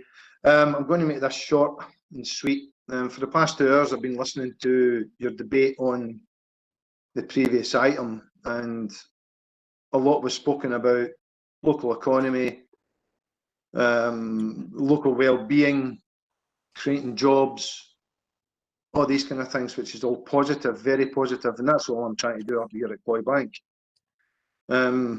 It's been a tough year over the past year for everybody, especially companies like ourselves. One of the biggest responsibilities for me is being an employer, and it's very tough, and it's been very tough, and it's very hard to have families depending on you, local families, families from out with the area, depending on you for work, for jobs, for livelihoods, and all the rest of it. I want to continue. That's my choice. As an employer, that's my choice. I want to be able to continue to do that. And to be able to continue to do that, I need these 3 plots to be granted with whatever conditions. I've already explained to Brent Vivian that whatever's got to happen, I'll agree to. Oh, excuse me. Can you still see me? No, I can hear you. I don't know. The videos went. The videos went here. I can certainly hear you. Right. Okay. Right. That's us back.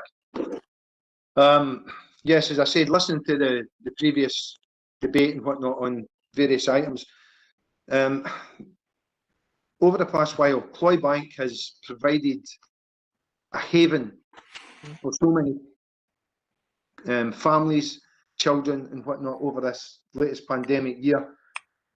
I want that to continue, but I can't continue with the restrictions regarding funding that we find ourselves in these days, in this time. I heard Councillor Coombs saying there, is there any updates, and should we have to listen to me speaking or whatever? Well, yes, I think you do have to listen, excuse me, but I'm a local businessman. I'm trying to build a business here that's going to be beneficial to not just Falkirk area and the Falkirk people that live in Falkirk area, but people out with this area who, when travel restrictions are lifted, will be able to come here and see exactly what we're trying to do. Once again, these 3 plots are absolutely critical to me moving forward and finishing off what I've started. Now, I've already told you all this again, and I'm sorry, Councillor Coombs, if I'm going over old ground here, but this is the be all and end all for us, right?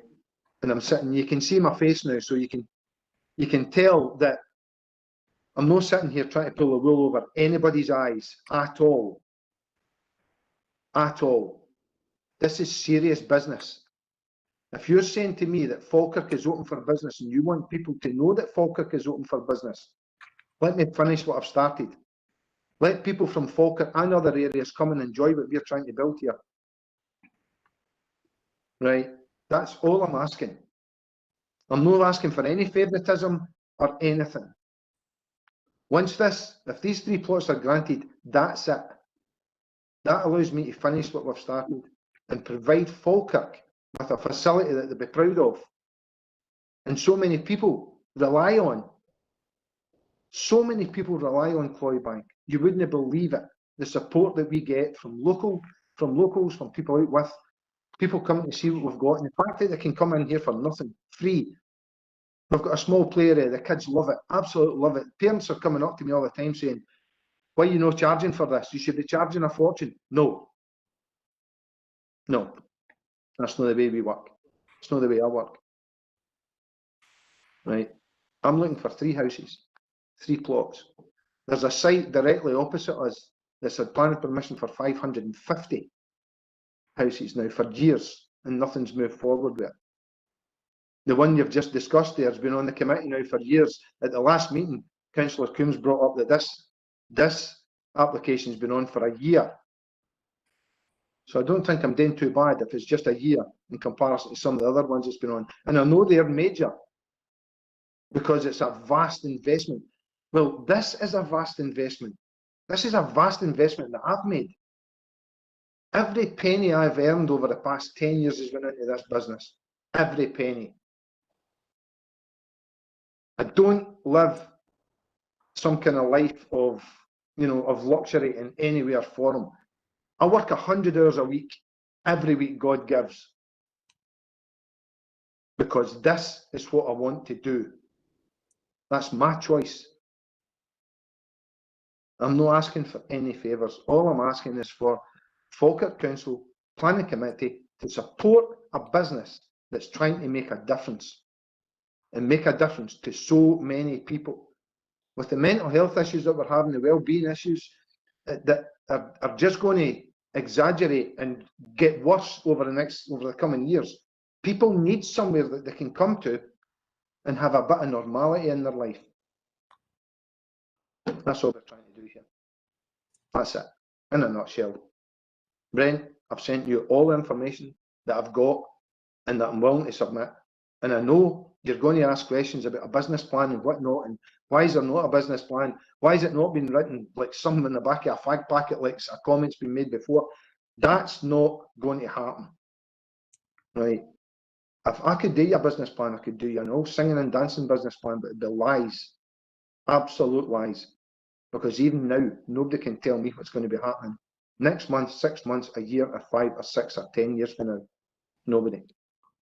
But what I know is these three plots will help us build and complete a facility second to none in this area, in Scotland actually, because there's no another Cloybank. There isn't.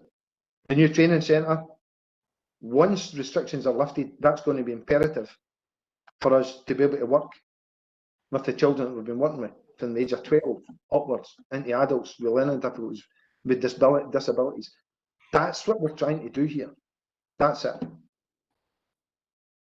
Now, I'm no a multi-millionaire who's got plenty of money in the bank and this, that, and can finance things.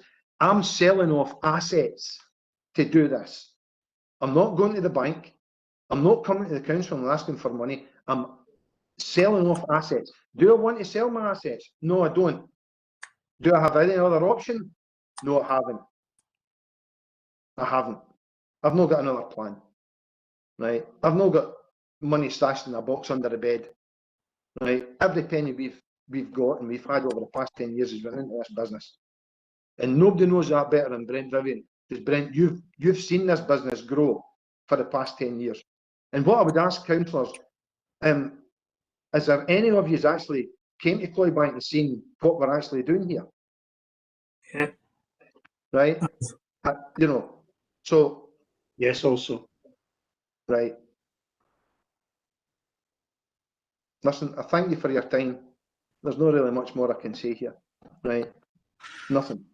It's down to you. The decision will be yours whether it's granted or it's not granted. Right? I'm willing to go with any conditions which I've already explained to Brent, because I have no option. Right? I've no option. I've got to adhere to what you tell or what you put in conditions if this is going to be minded to be granted. So thank you for your time, and well, thanks again. Okay, does anyone have any questions for Mr. Penman?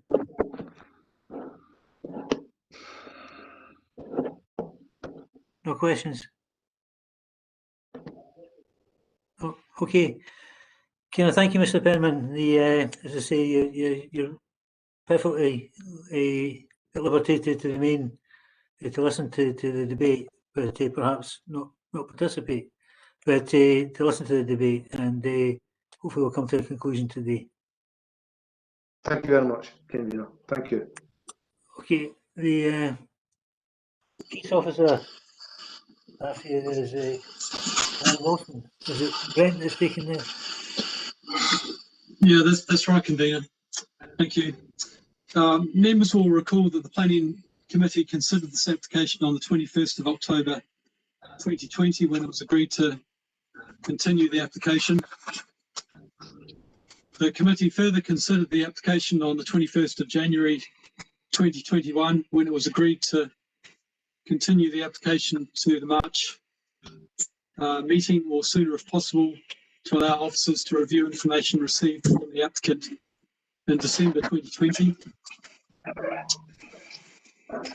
Members will recall that this application relates to enabling housing development to cross-fund business development works at Cloybank, and 6 plots for cross-funding have previously been approved.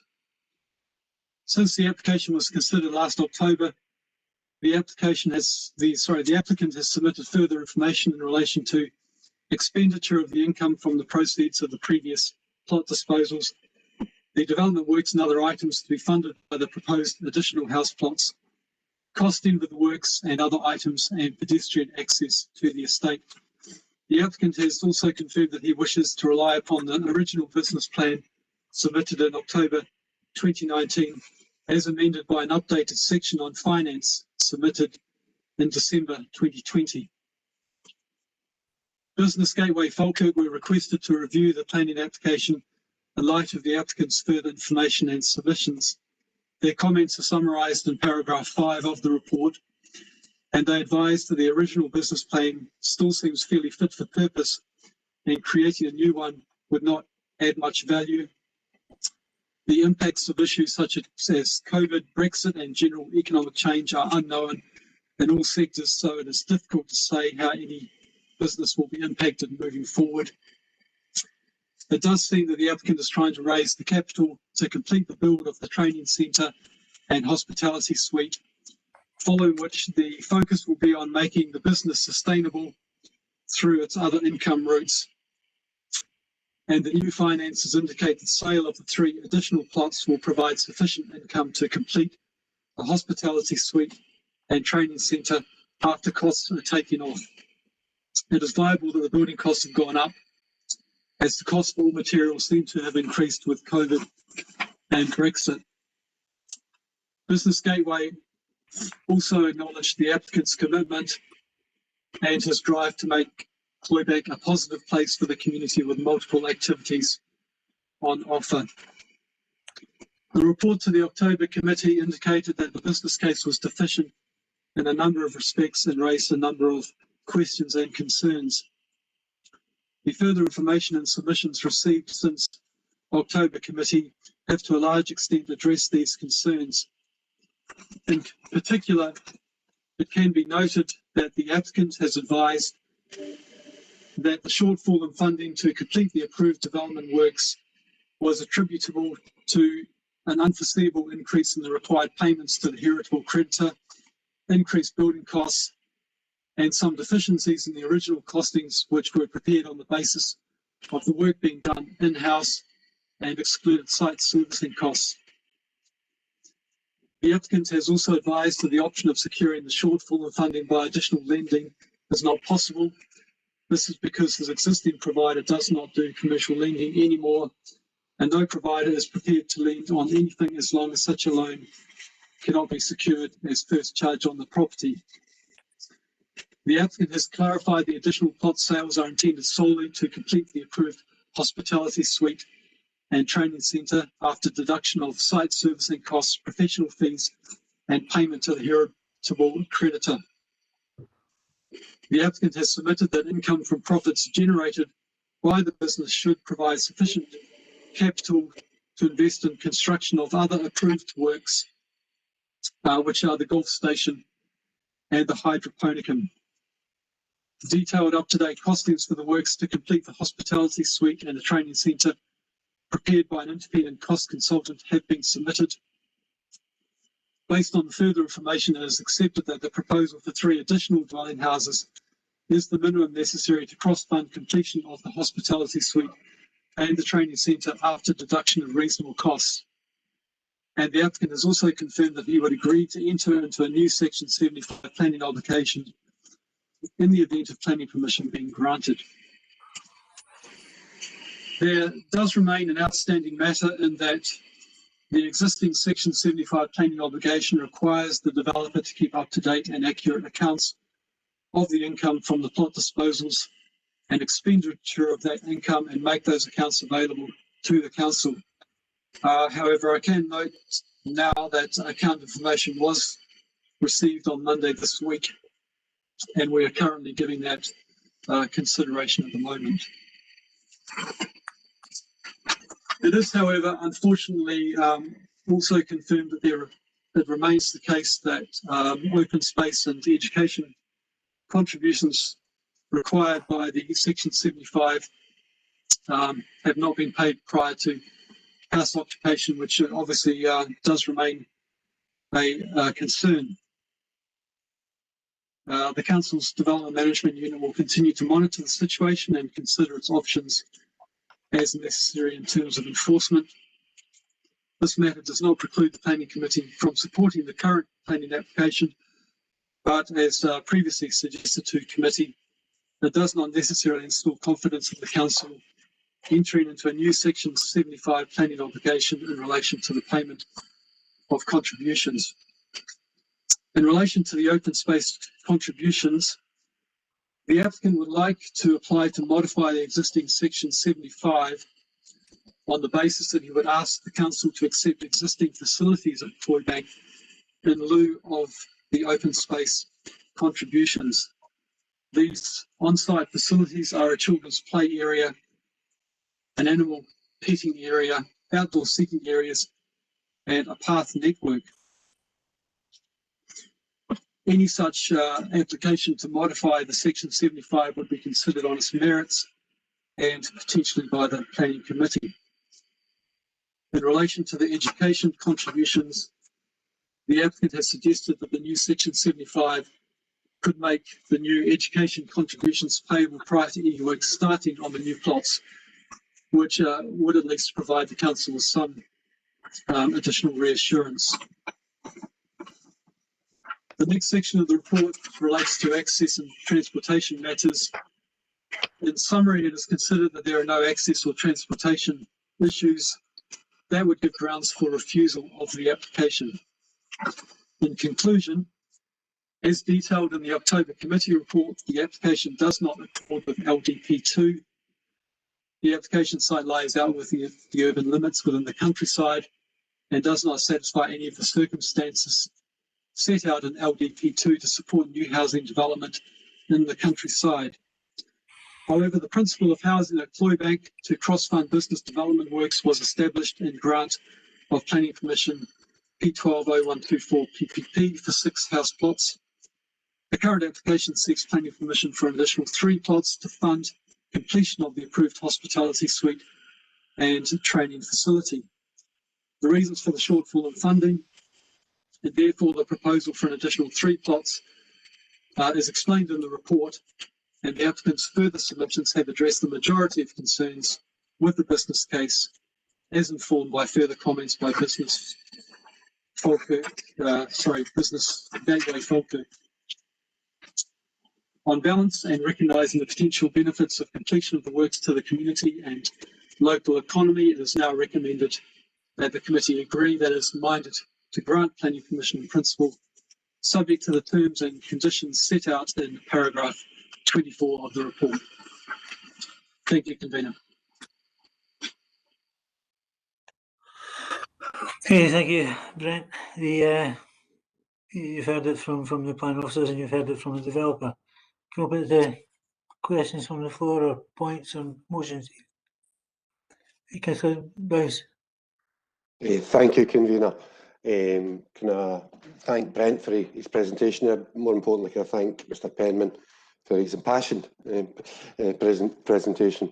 And more importantly, again, the detail that you've given. I think that's basically what I was looking for the last time. Not a full business plan, but something relatively simple is what I was trying to put over the last time.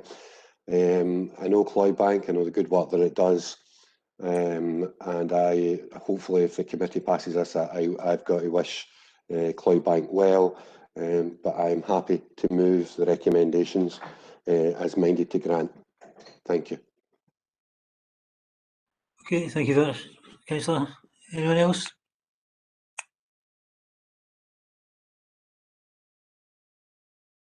Anyone else? Yeah, Councillor Bissett.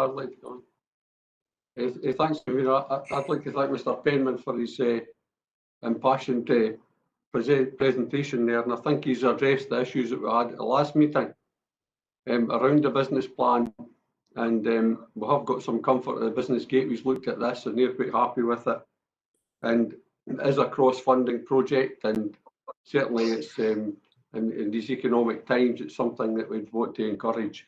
So I'd be happy to second Councillor Bowes' minded to grant proposal. Thank you.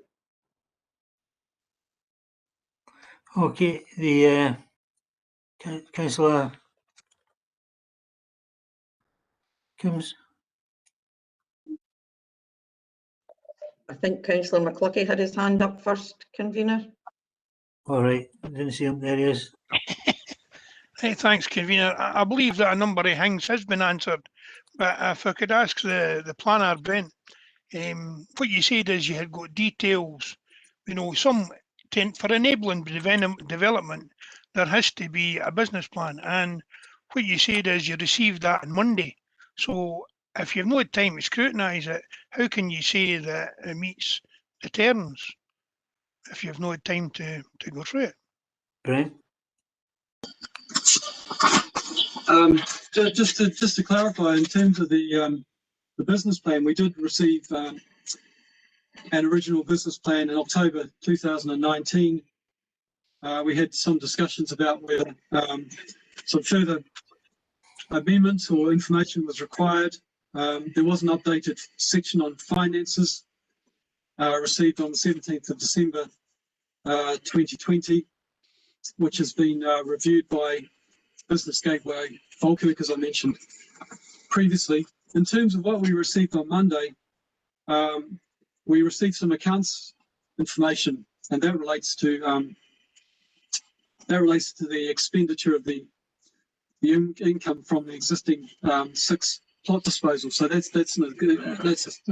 a different issue than the business plan issue.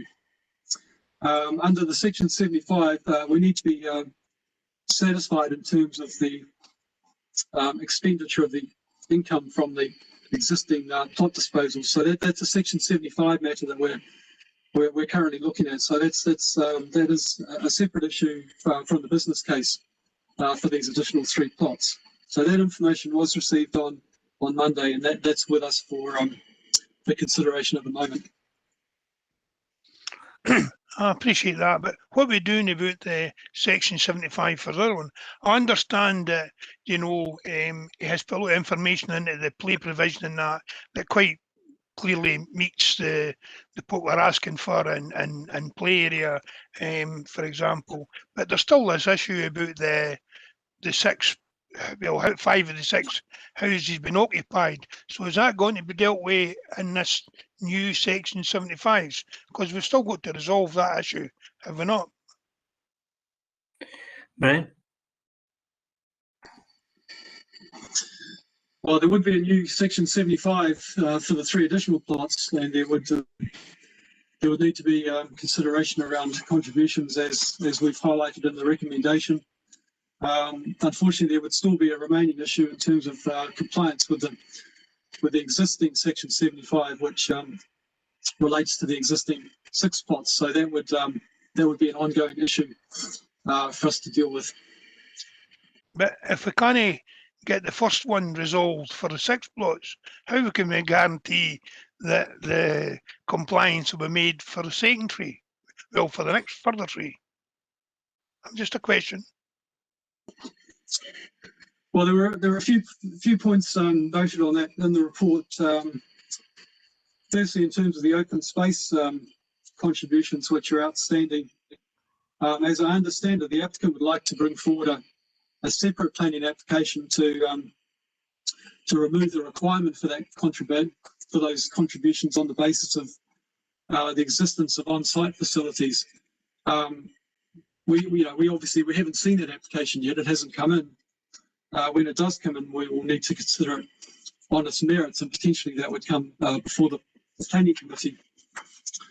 In terms of the education contributions that would apply to the new Section 75, the applicant has attempted to provide us with a little bit more comfort, and that he has suggested he'd be prepared to make the payments before any of the works would start on the new houses.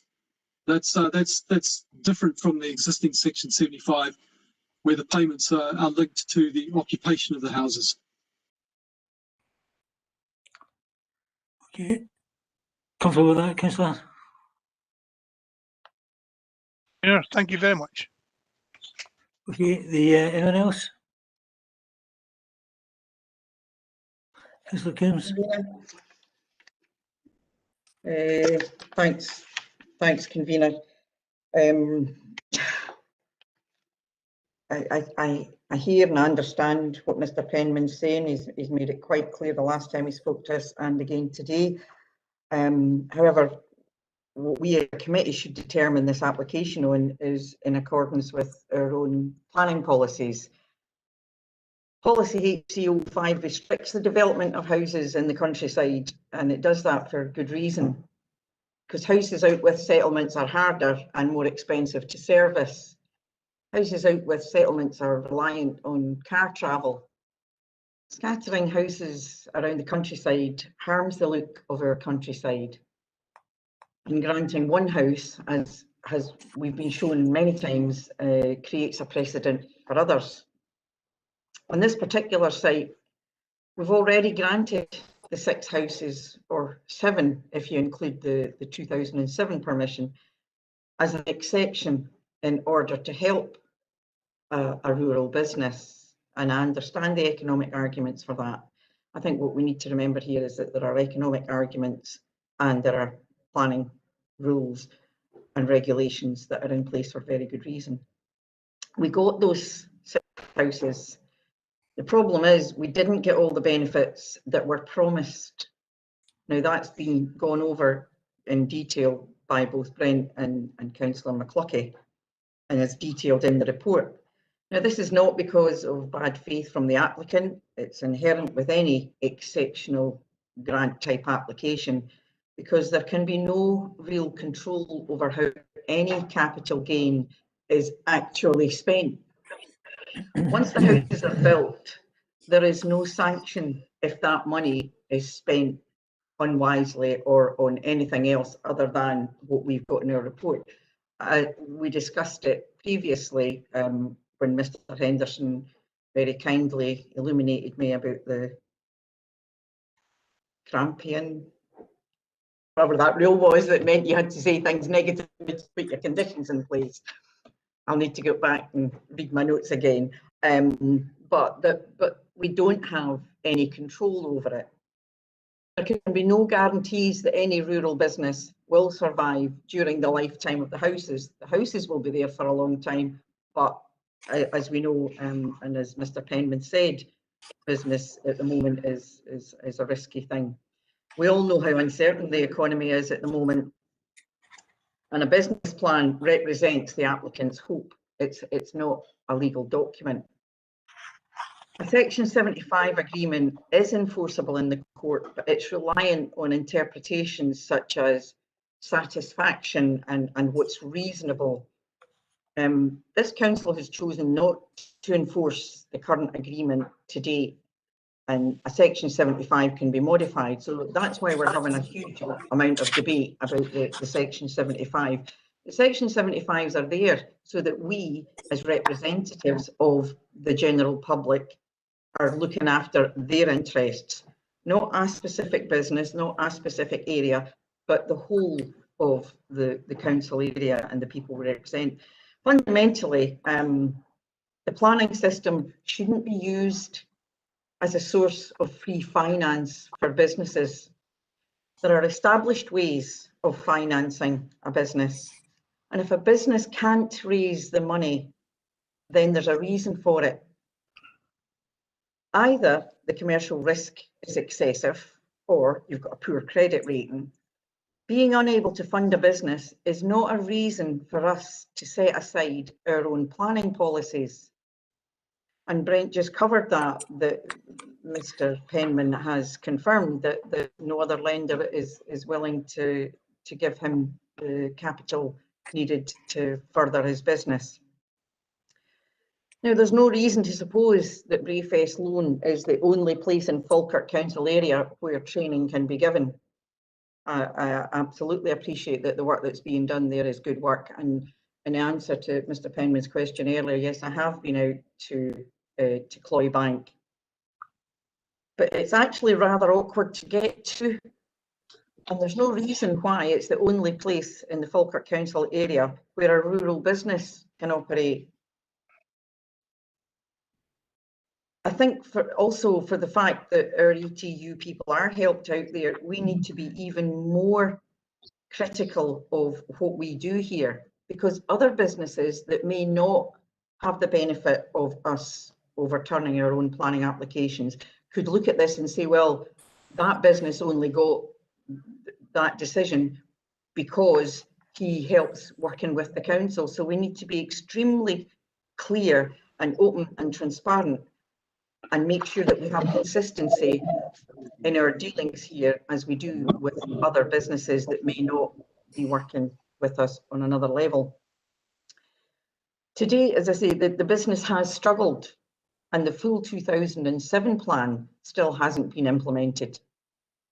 If this committee grants this application, the only thing that is guaranteed is that 9 houses, or 10 if you go with the original one, will be built where no houses should have been built.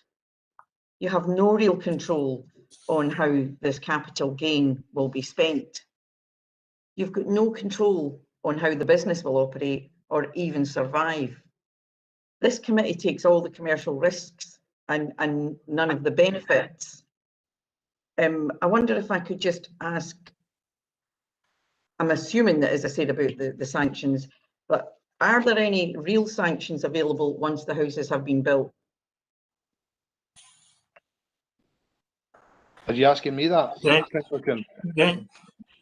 Convener, is that, or Ben, or one of the planning officers? I think Well, maybe that's a question Ben that I could cover, Convener. Thank you, Councillor Coombs. And yes, a Section 75 obligation is a contract between 2 parties, and it would be enforced as most contracts would be. And as things sit, the council hasn't pursued a court order for implementation in full of the obligations that were undertaken in terms of that agreement, but that's an option that could be taken. We would call it a court action for specific implement, which is the primary remedy in Scots law under contract law, and that is do what you said you would do. So that's maybe a step that has to be point. And I think it might also be worthwhile just revisiting the provisions about education contributions and open space and so on. They're treated differently in the Section 75 agreement than the enabling payments being fed into Cloybank. Now, the reason, and I think I've said this before, that a Section 75 is quite a powerful tool is not just because it's a contract, it's a deed which is registered in the registers of Scotland. It runs with the land. So whenever anyone comes along to have a dealing with that piece of land, they will come across that Section 75 sitting there. So there's some real power in a purchaser saying, hang on a sec, there's an obligation here, it's sitting on the title, has that been complied with or not? Now, I think some of the confusion that's arisen is that Section 75, by that nature, its power is that it applies to owners of land. I do not know what took place when these properties were purchased, and they've been treated, I think, on the basis of self-build plots. So I don't know what the arrangements are between the applicant and the purchasers of these plots about who would meet these payments, which I recall were in the sum of just over £4,000 per dwelling house. And I would suggest that the parties need to go to see their respective lawyers to work that through. And I wouldn't want to reach the point where our litigation team end up trying to seek a court order against any of these parties. So the sooner that's done, the better. What I also mentioned previously is that there's a provision, Section 75C in the Town and Country Planning Scotland Act, which states that an owner is still bound by obligations in a planning agreement even after ceasing to be an owner. So we could theoretically go for payment against the current owners. We could maybe look at the previous owners as well. So I think there's an important job to be done amongst those parties to work out what their respective obligations were at the time of disposals of plots. But sorry if that was maybe more than you asked for, but hopefully that's of some help, Councillor Coombs.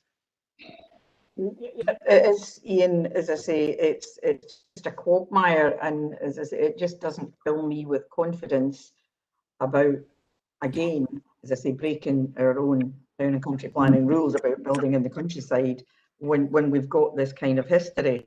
In section 22 in the report, it says quite clearly the main outstanding matter relates to full accounts not having been submitted to provide evidence of the expenditure of the income from the 6 house plots.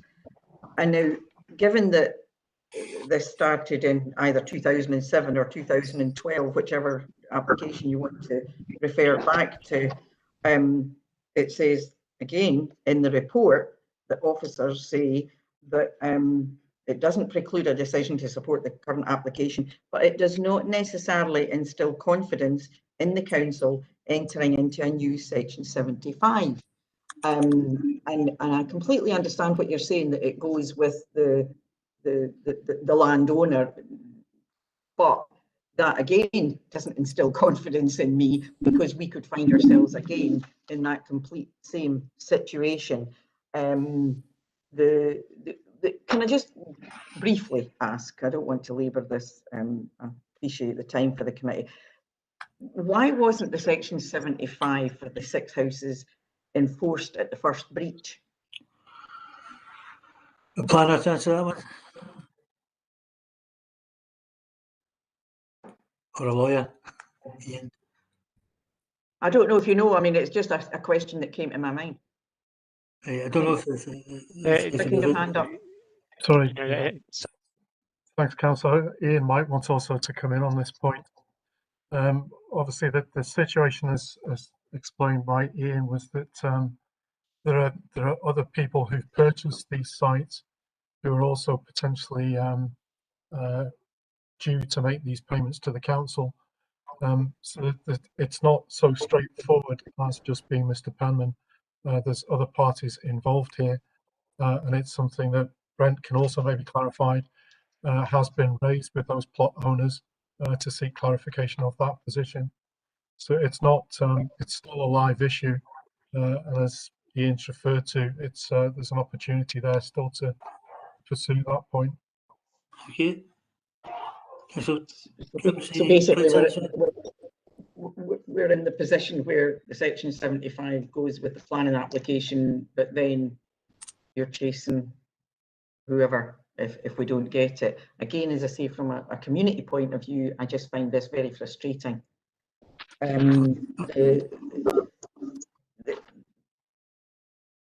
Excuse me for interrupting. No, sorry.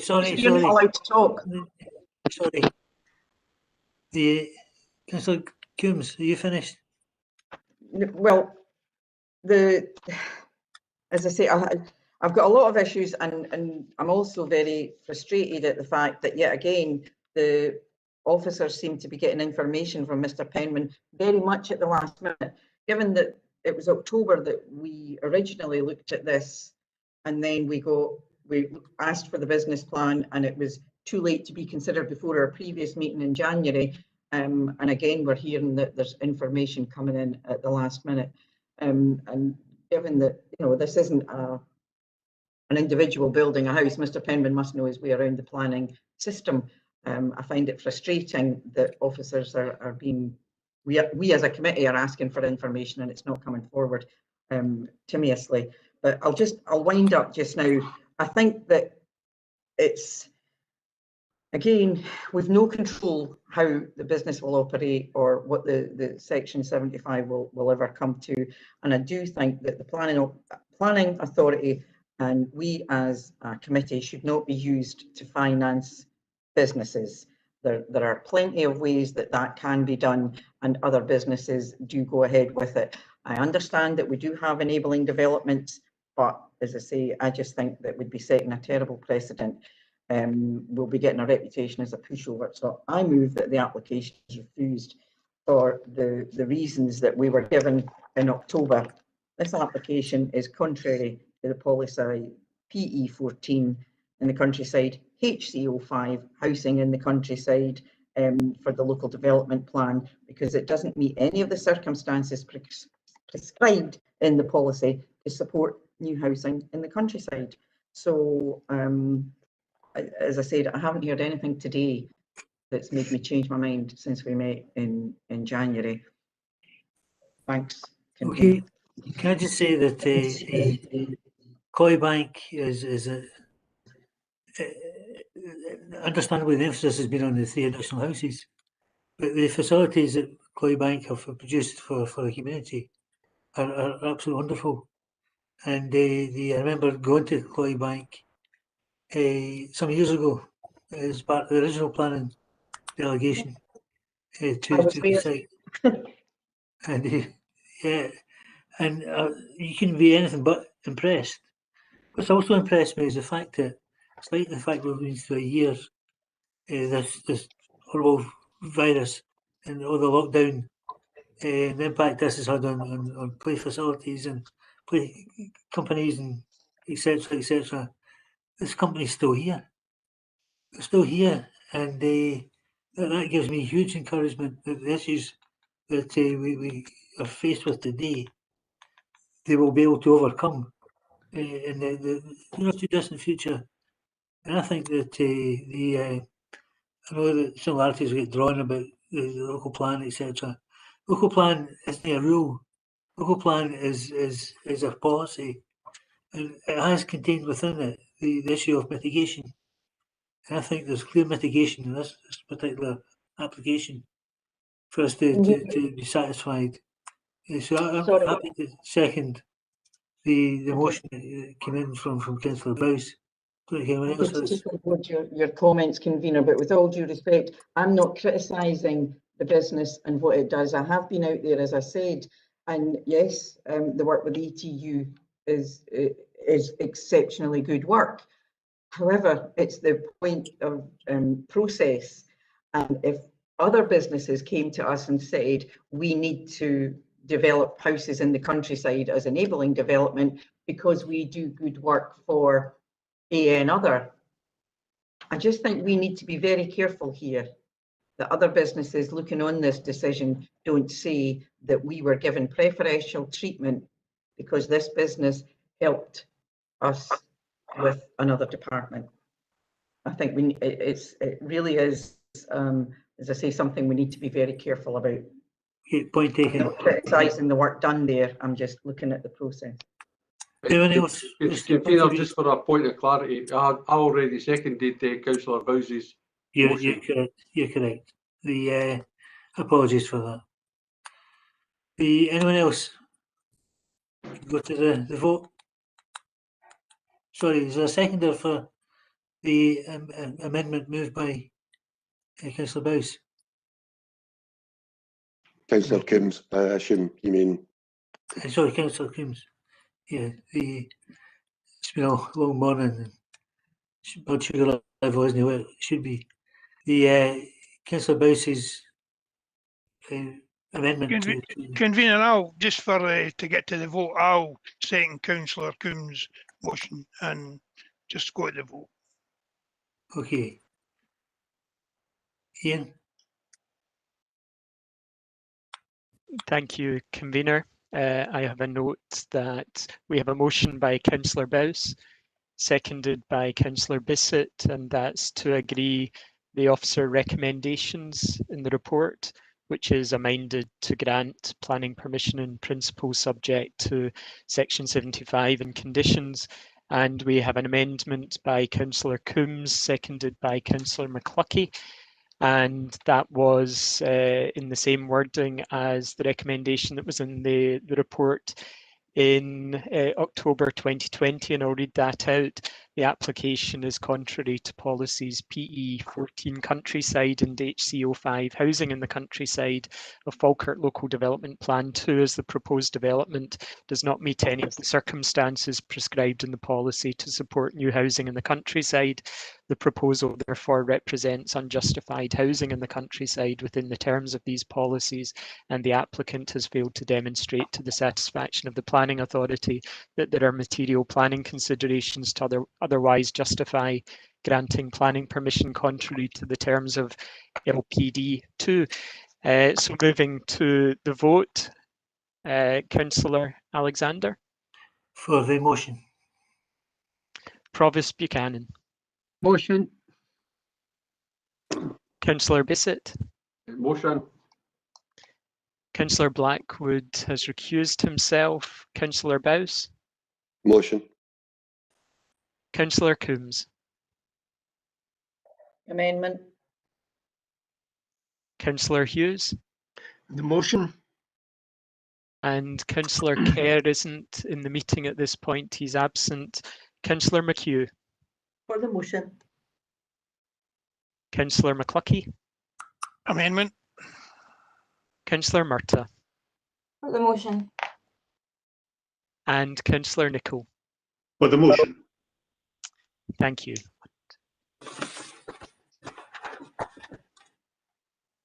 I have recorded 8 votes for the motion and 2 votes for the amendment. The motion is duly carried. Thank you, convener. Okay, thank you. Can we bring Councillor Blackwood back in, please?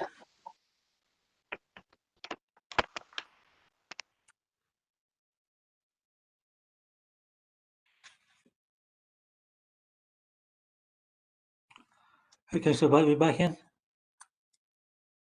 No, yeah, convener, if you just give us a few moments, he'll be joining. Okay, no problem. Convener, if I may, I would like to speak before the next item. Not to do with that item, it was just that at the last planning meeting, I questioned you about why we were asking about zero carbon emissions, because I believe we had no powers over that. It turns out I was completely wrong, convener, and I may have sounded a bit rude. So I'd like to apologise in front of all the members of the committee, because I believe there's information that is a material issue. And I think we would all benefit if there's information out there to get justification that if we all got that data, so we're fully aware of such an important issue. But first of all, the main thing is you accept my apology. I certainly do, but I don't actually recall the time when it was singularly abusive or rude or whatever. I don't recall it, but I'll accept your apology anyway. Thank you very much. It's 1:05, or just left 1:05. The Council Standing Orders say 3 hours from the time of commencement of the committee, and that's 3 hours up. We have to come to a decision now in terms of do we continue this application till after lunch, for example? Do we want to continue with this consideration before lunch and just add on at this point in time? I'm in your hands. I'd carry on, convener. I agree. It's the final one. It's particularly just carry on. Okay. We've had a 10-minute break, so I'm happy to carry on. Convener, could you just give us 5 minutes? We're just trying to get Councillor Blackwood back in the meeting. All right. Should be away for his lunch. Could use this as a pit stop. A 5-minute break then. Make it 5 minutes this time, because you slightly overrun the last pit stop. Thank you.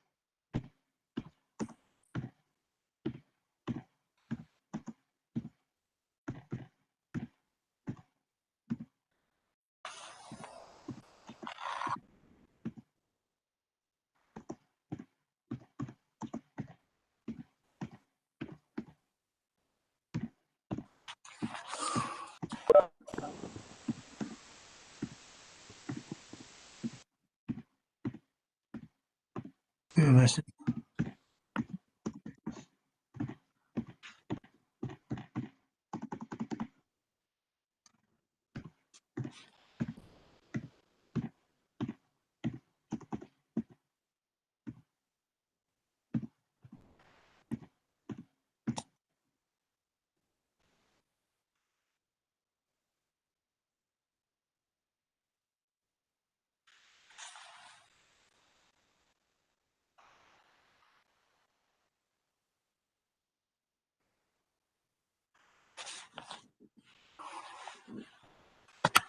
Oops.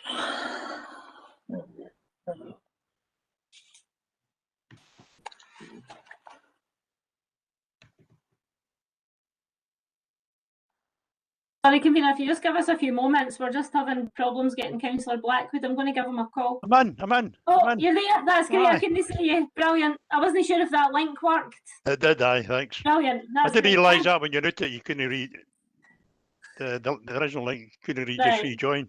No worries. Who are we missing?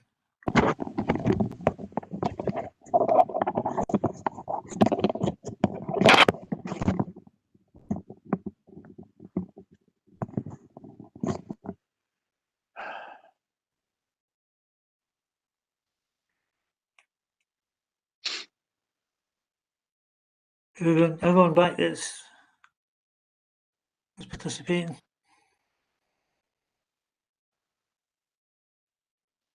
We've got a full house. Yeah, convener, that seems to be everybody. We've got Mr. Archibald and Mr. Smith here for the deputations. Yes. Two requests for deputations. One from the company, or the agents acting on behalf of the company, whoever, and one from the objector. Can we agree to take the objector first if we agree the deputations? Be heard? Agreed. Agreed. Agreed. Right, Agreed. okay, Agreed. the objector is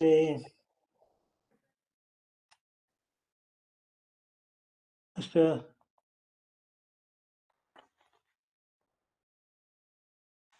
You got your name there? Karen. Hello. Yes, convener, sorry, my mouse disappeared there. It's Mr. Archibald is the objector. Right.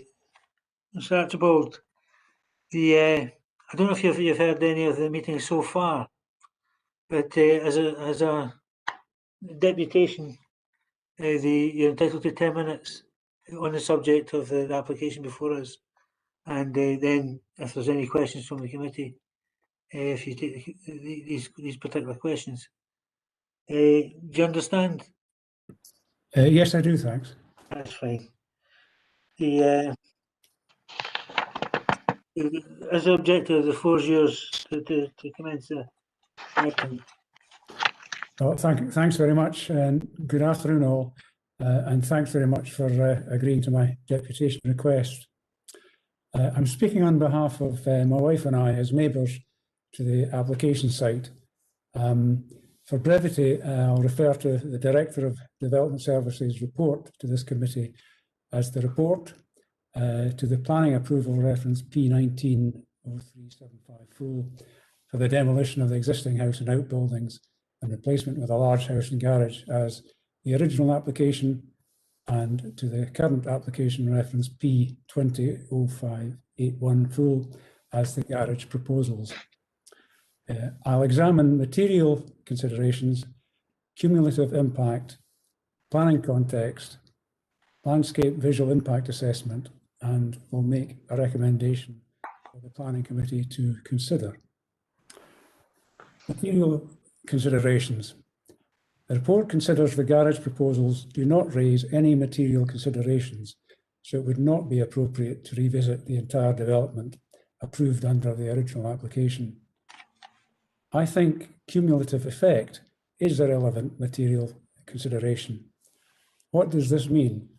If a series of events have a cumulative effect, each event makes the effect greater. So I think that could justify the revisiting of the original application.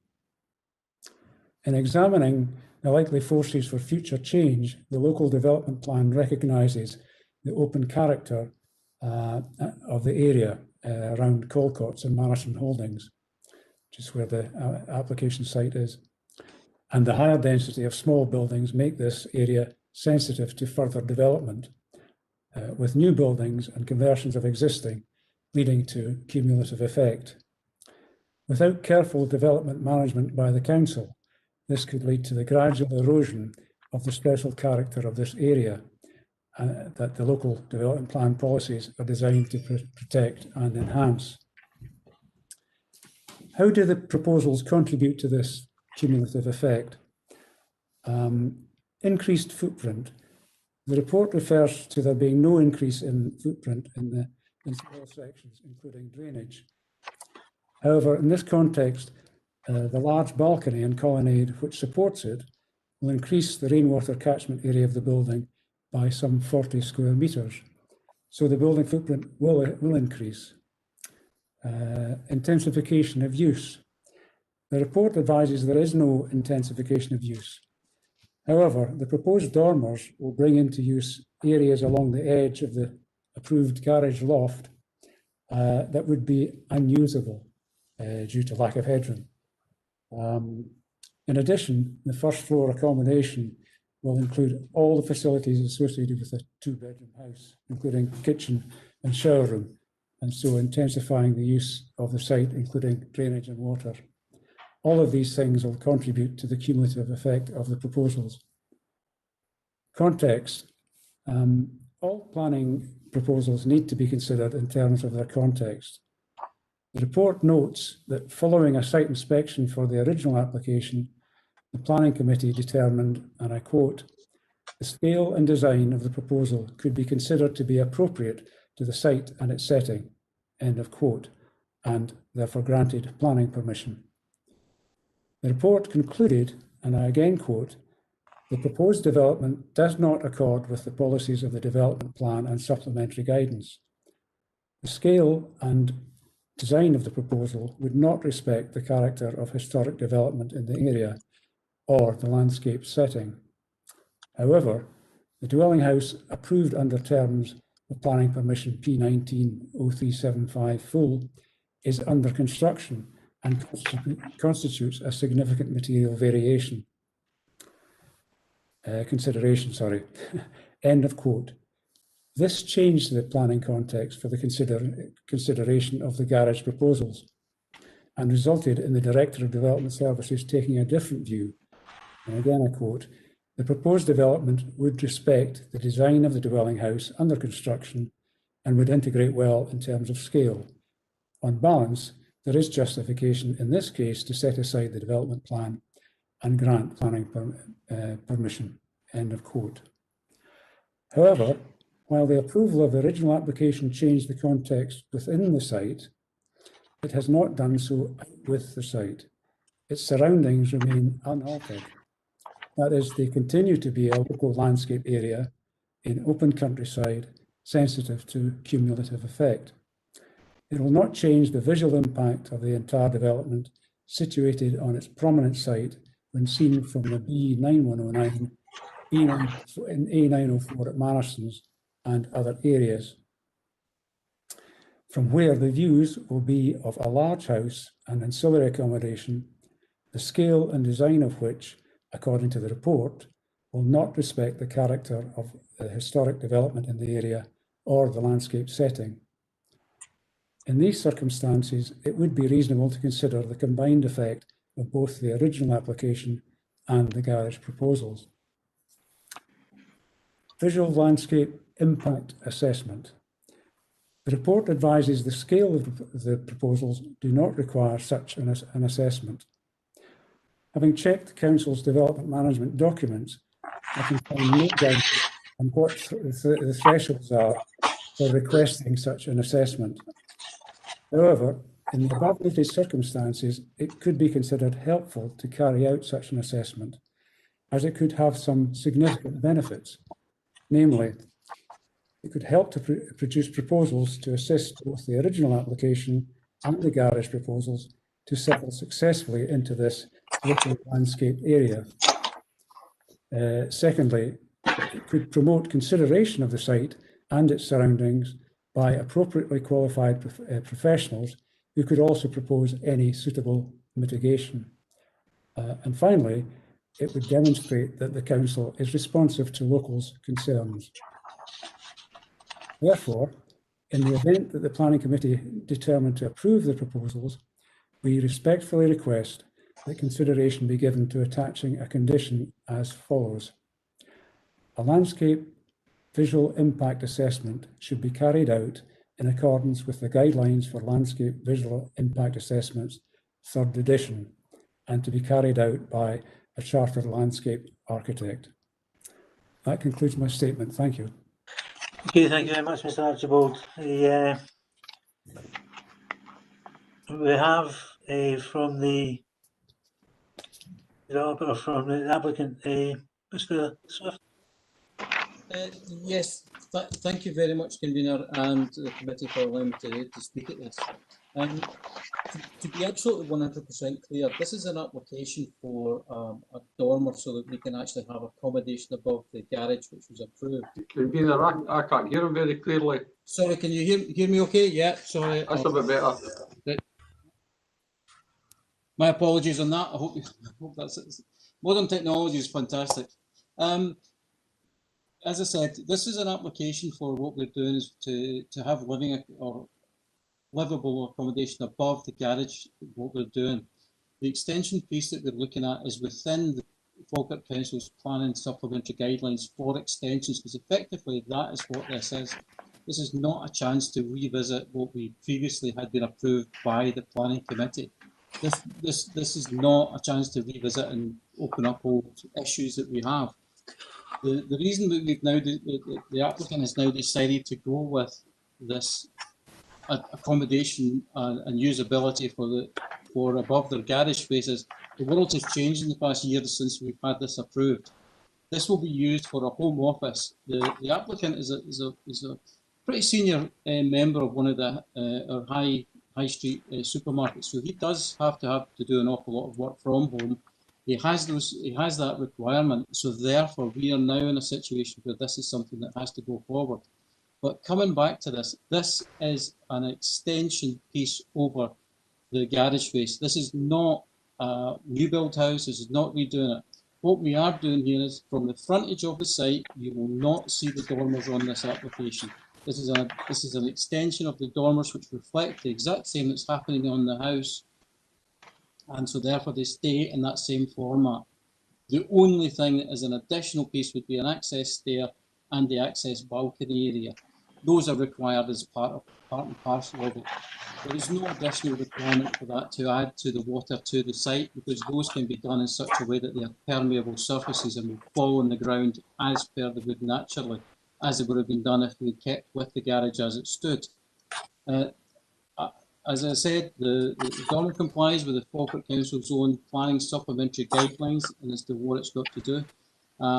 There is the objections and such likes about these additional drainage and all that sort of stuff has no impact on what the original application has, because we can do the balcony in such a way that it is permeable so that the water falls through it. It's a pretty straightforward, and this is, if this house had already been built and this garage had already been built, then this would be a straightforward extension piece. That's all this is. The only reason we're here today is because of we're in, because of the original house and how the process of that went through. That's done and dusted. That has been approved and is noted. This is very much and very well under construction. The landscape impact and all that sort of stuff, we've been through that process with regard to the original application on the site. We've got all that. That has been approved. Those planning conditions that were put on us were approved and have been signed off. There is no further visual impact on the site from the roadside, which is where most people do. People do have the right to look after their own back garden space, and that's how they do it. And that's hundreds and hundreds of extensions, and there's plenty of houses in that neighbourhood. We've all had dormer extensions done, and this is sticking with the same theme as many houses in that neighbourhood. again, ladies and gentlemen, and members of the committee, thank you very much for your time. If there's any questions, anyone wants to see any more information, have any drawings, any questions or anything like that, I'm here to help you out. Okay, thank you very much. Okay, thanks very much for that. Can you open it to questions, points from the floor?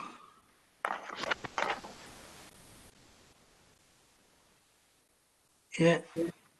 John McCluskey. Thanks, convener.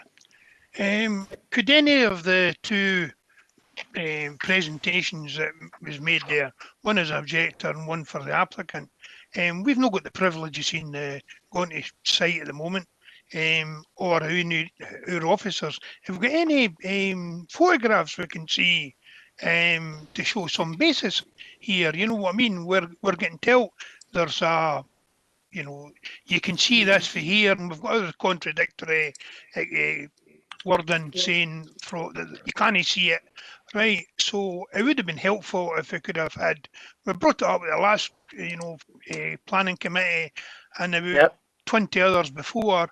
So it would be helpful if we had some photographs so that we just a bit more clarity into before we get into the bits. Yeah, there's a point well made. It's something that we've been shouting for some considerable time, and they're starting to filter through now, applications. But I think we need to make it very, very clear that there's no perceived criticism of either two presenters, either Mr. Archibald or Mr. Swift. That's something that's internal to Falkirk Council at this point. But it's a point well made, though. Anyone else? Convener Bennard had his hand up for a while. Okay.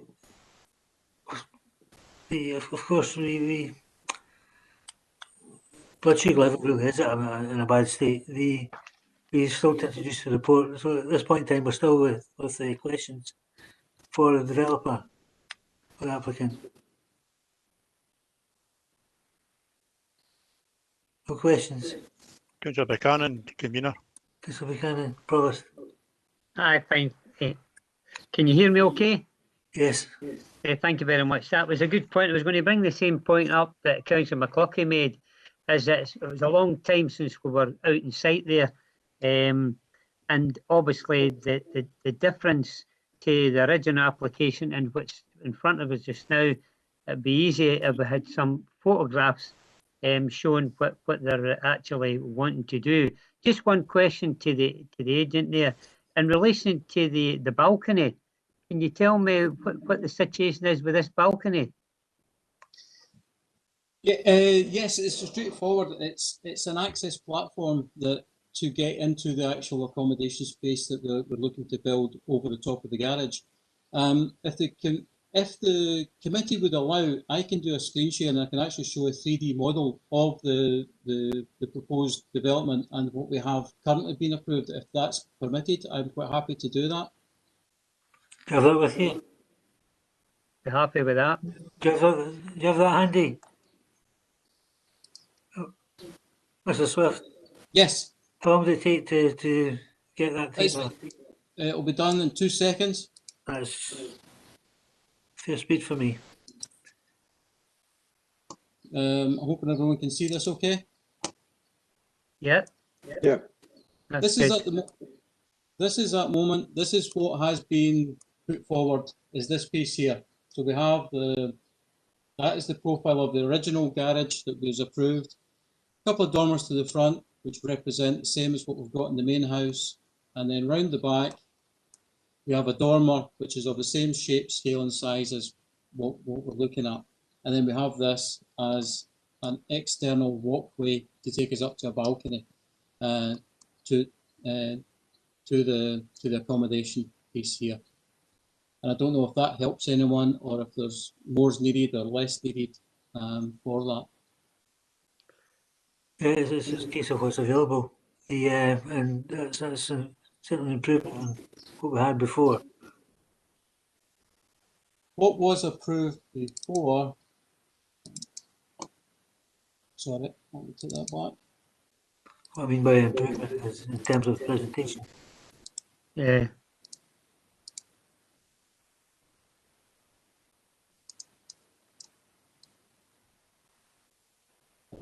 hoping I'm able to show.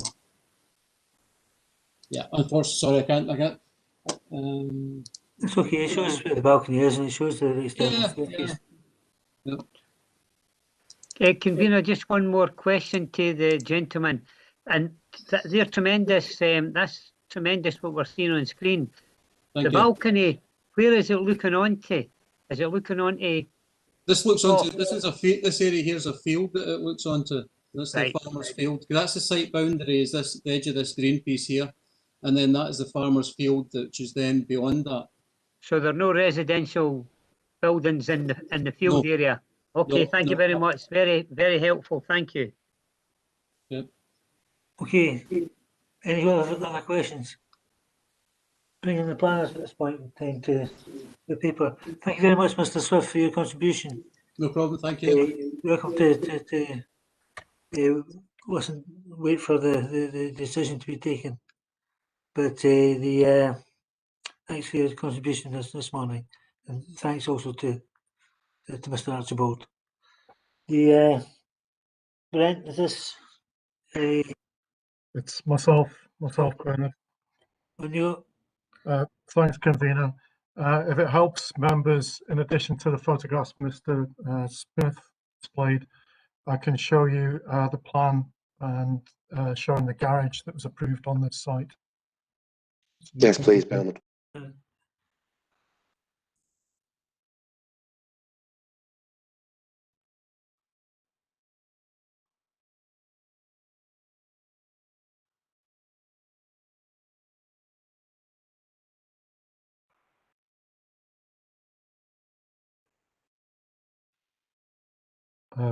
Hopefully you can see that. Yeah. Yeah. You can see that's the outline of the double garage that was approved as part of the original application for the replacement house and garage on the site. The footprint of that, with the exception of the balcony and the stairway, and the height of that is as now proposed.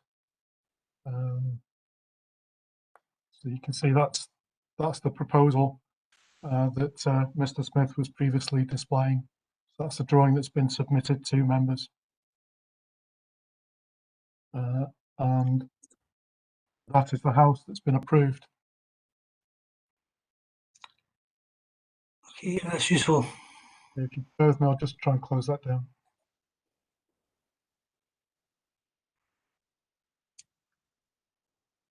So you'll see, members, that there's reference in the report to the permission that was granted in 2019 for the replacement house and double garage on the site. That permission has been granted. It's been started. That permission stands. It's not within your remit to revisit that decision or change it.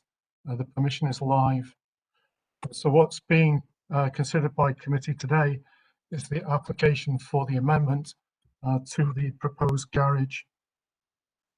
So you've seen the drawings and they clearly detail, I think, what's proposed on the site. Running through the report, as you've heard, there have been objections to the application from the Community Council. We did also receive 3 objections to the application. Subsequent to the report being drafted, an additional objection has been received, which reiterates the issues and concerns that have been raised by other objectors. In particular, it's probably worth noting that the objections are critical of the council's previous decision to grant the house and garage on the site, and it kind of centres on that. Running through the report, you'll see the view is stated there that the application is contrary to the development plan, and the concerns are raised in relation to the scale and design of what's been proposed and how that sits in terms of the character and historic pattern of developments within the Manaston Holdings area. But running through, I think the point's also being made that there's an important material consideration here, is setting aside the position in terms of the development plan. This proposal should be seen in the context of what's been approved already on the site, and that's as illustrated on the drawings. And in that context, it's considered that what's being proposed can be accepted, and that's why officers have recommended approval, taking into account the relationship of what's now proposed to what's already approved on the site. So in summary, you'll see that the recommendation is to grant planning permission subject to conditions.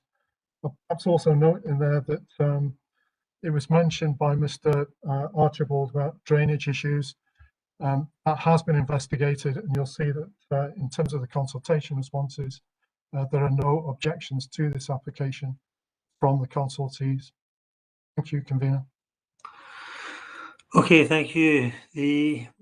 Given the starting off point is an existing house, I don't see any planning grounds in which we can refuse this application. And so I'm prepared to move the recommendations contained within the report. Agreed, Convener. I'll second you. Anyone else? Can we accept the recommendation? Oh yeah. Councillor Murtagh. Councillor Murtagh. On one hand, I'm inclined to agree with you. However, I do want to just ask a question of the officers in that I agree, Convener, and having read the reports, most of the objections do seem to be critical more of the general concept of what has originally been granted, which isn't something we can reconsider. And it does, as is seen, match in with what the character of what is originally there. If this was an application for an additional Sorry, I'm getting some interference back there. If this was an application for an additional house on the site, would that require, because I think what I'm saying is that, yes, it's down as an extension, which is what we're here to consider. I'm familiar with this style of development, and we've got many locally. They're far beyond my means in terms of acquisition, but what strikes me is that what's not really captured in the description of extension is that actually what it turns it into is, rather than a garage, it turns it into a property which is probably larger than in any house that I'm likely to or have currently lived in. It's actually, what it does is it turns something which we would see as not a garage but into a dwelling property. And I think that's what I want to clarify by the officers is, if this was an application for a new dwelling house, would it require a different treatment in terms of committee? Because I think it's probably an important point we need to understand. Yeah, it's a fair question. Can I ask the planners to answer it? Yeah, through yourself, Convener. Yes, just to clarify that point, what's proposed, what's before you, is an application for ancillary development. It's not an application for a separate dwelling house. If it were an application for a separate dwelling house, that's a different policy context which would apply. It would be assessed under the policies which relate specifically to the provision of housing in the countryside. So it would be a different assessment, but just to confirm, that's not what's proposed here. What's been identified in the application is an application for ancillary development to the existing house, not a completely separate dwelling house. Okay. Clarification?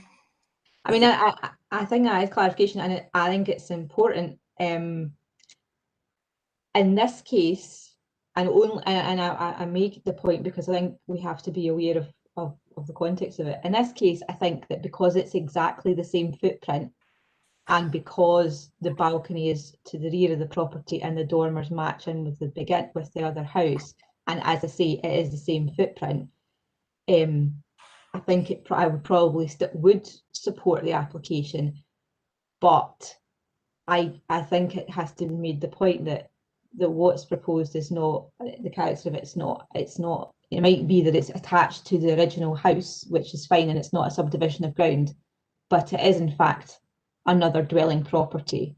And I think that I just wanted to make that point in committee, that it's not, I'm not overlooking that, and we have to be clear about precedents and stuff like that, because it's not in that manner. it's a fair comment that you're making, and I've seen examples of that elsewhere. But what we are today with this particular application? Anyone otherwise minded? Mr. Bowes? Yeah, just a quick point of confirmation, Bernard. Is the ground floor of this still going to be used as a garage? So this is ultimately a loft conversion. Is that? Am I reading that right? Yes, Councillor, that's correct. The submitted plans still show the ground floor as being a double garage. Thank you. Okay, anyone else? Okay, can we accept the report then? Agreed. Agreed with the report. Agreed. Okay, thank you, colleagues, for your attention today. It's the last item on the agenda. I thank everyone for the contributions.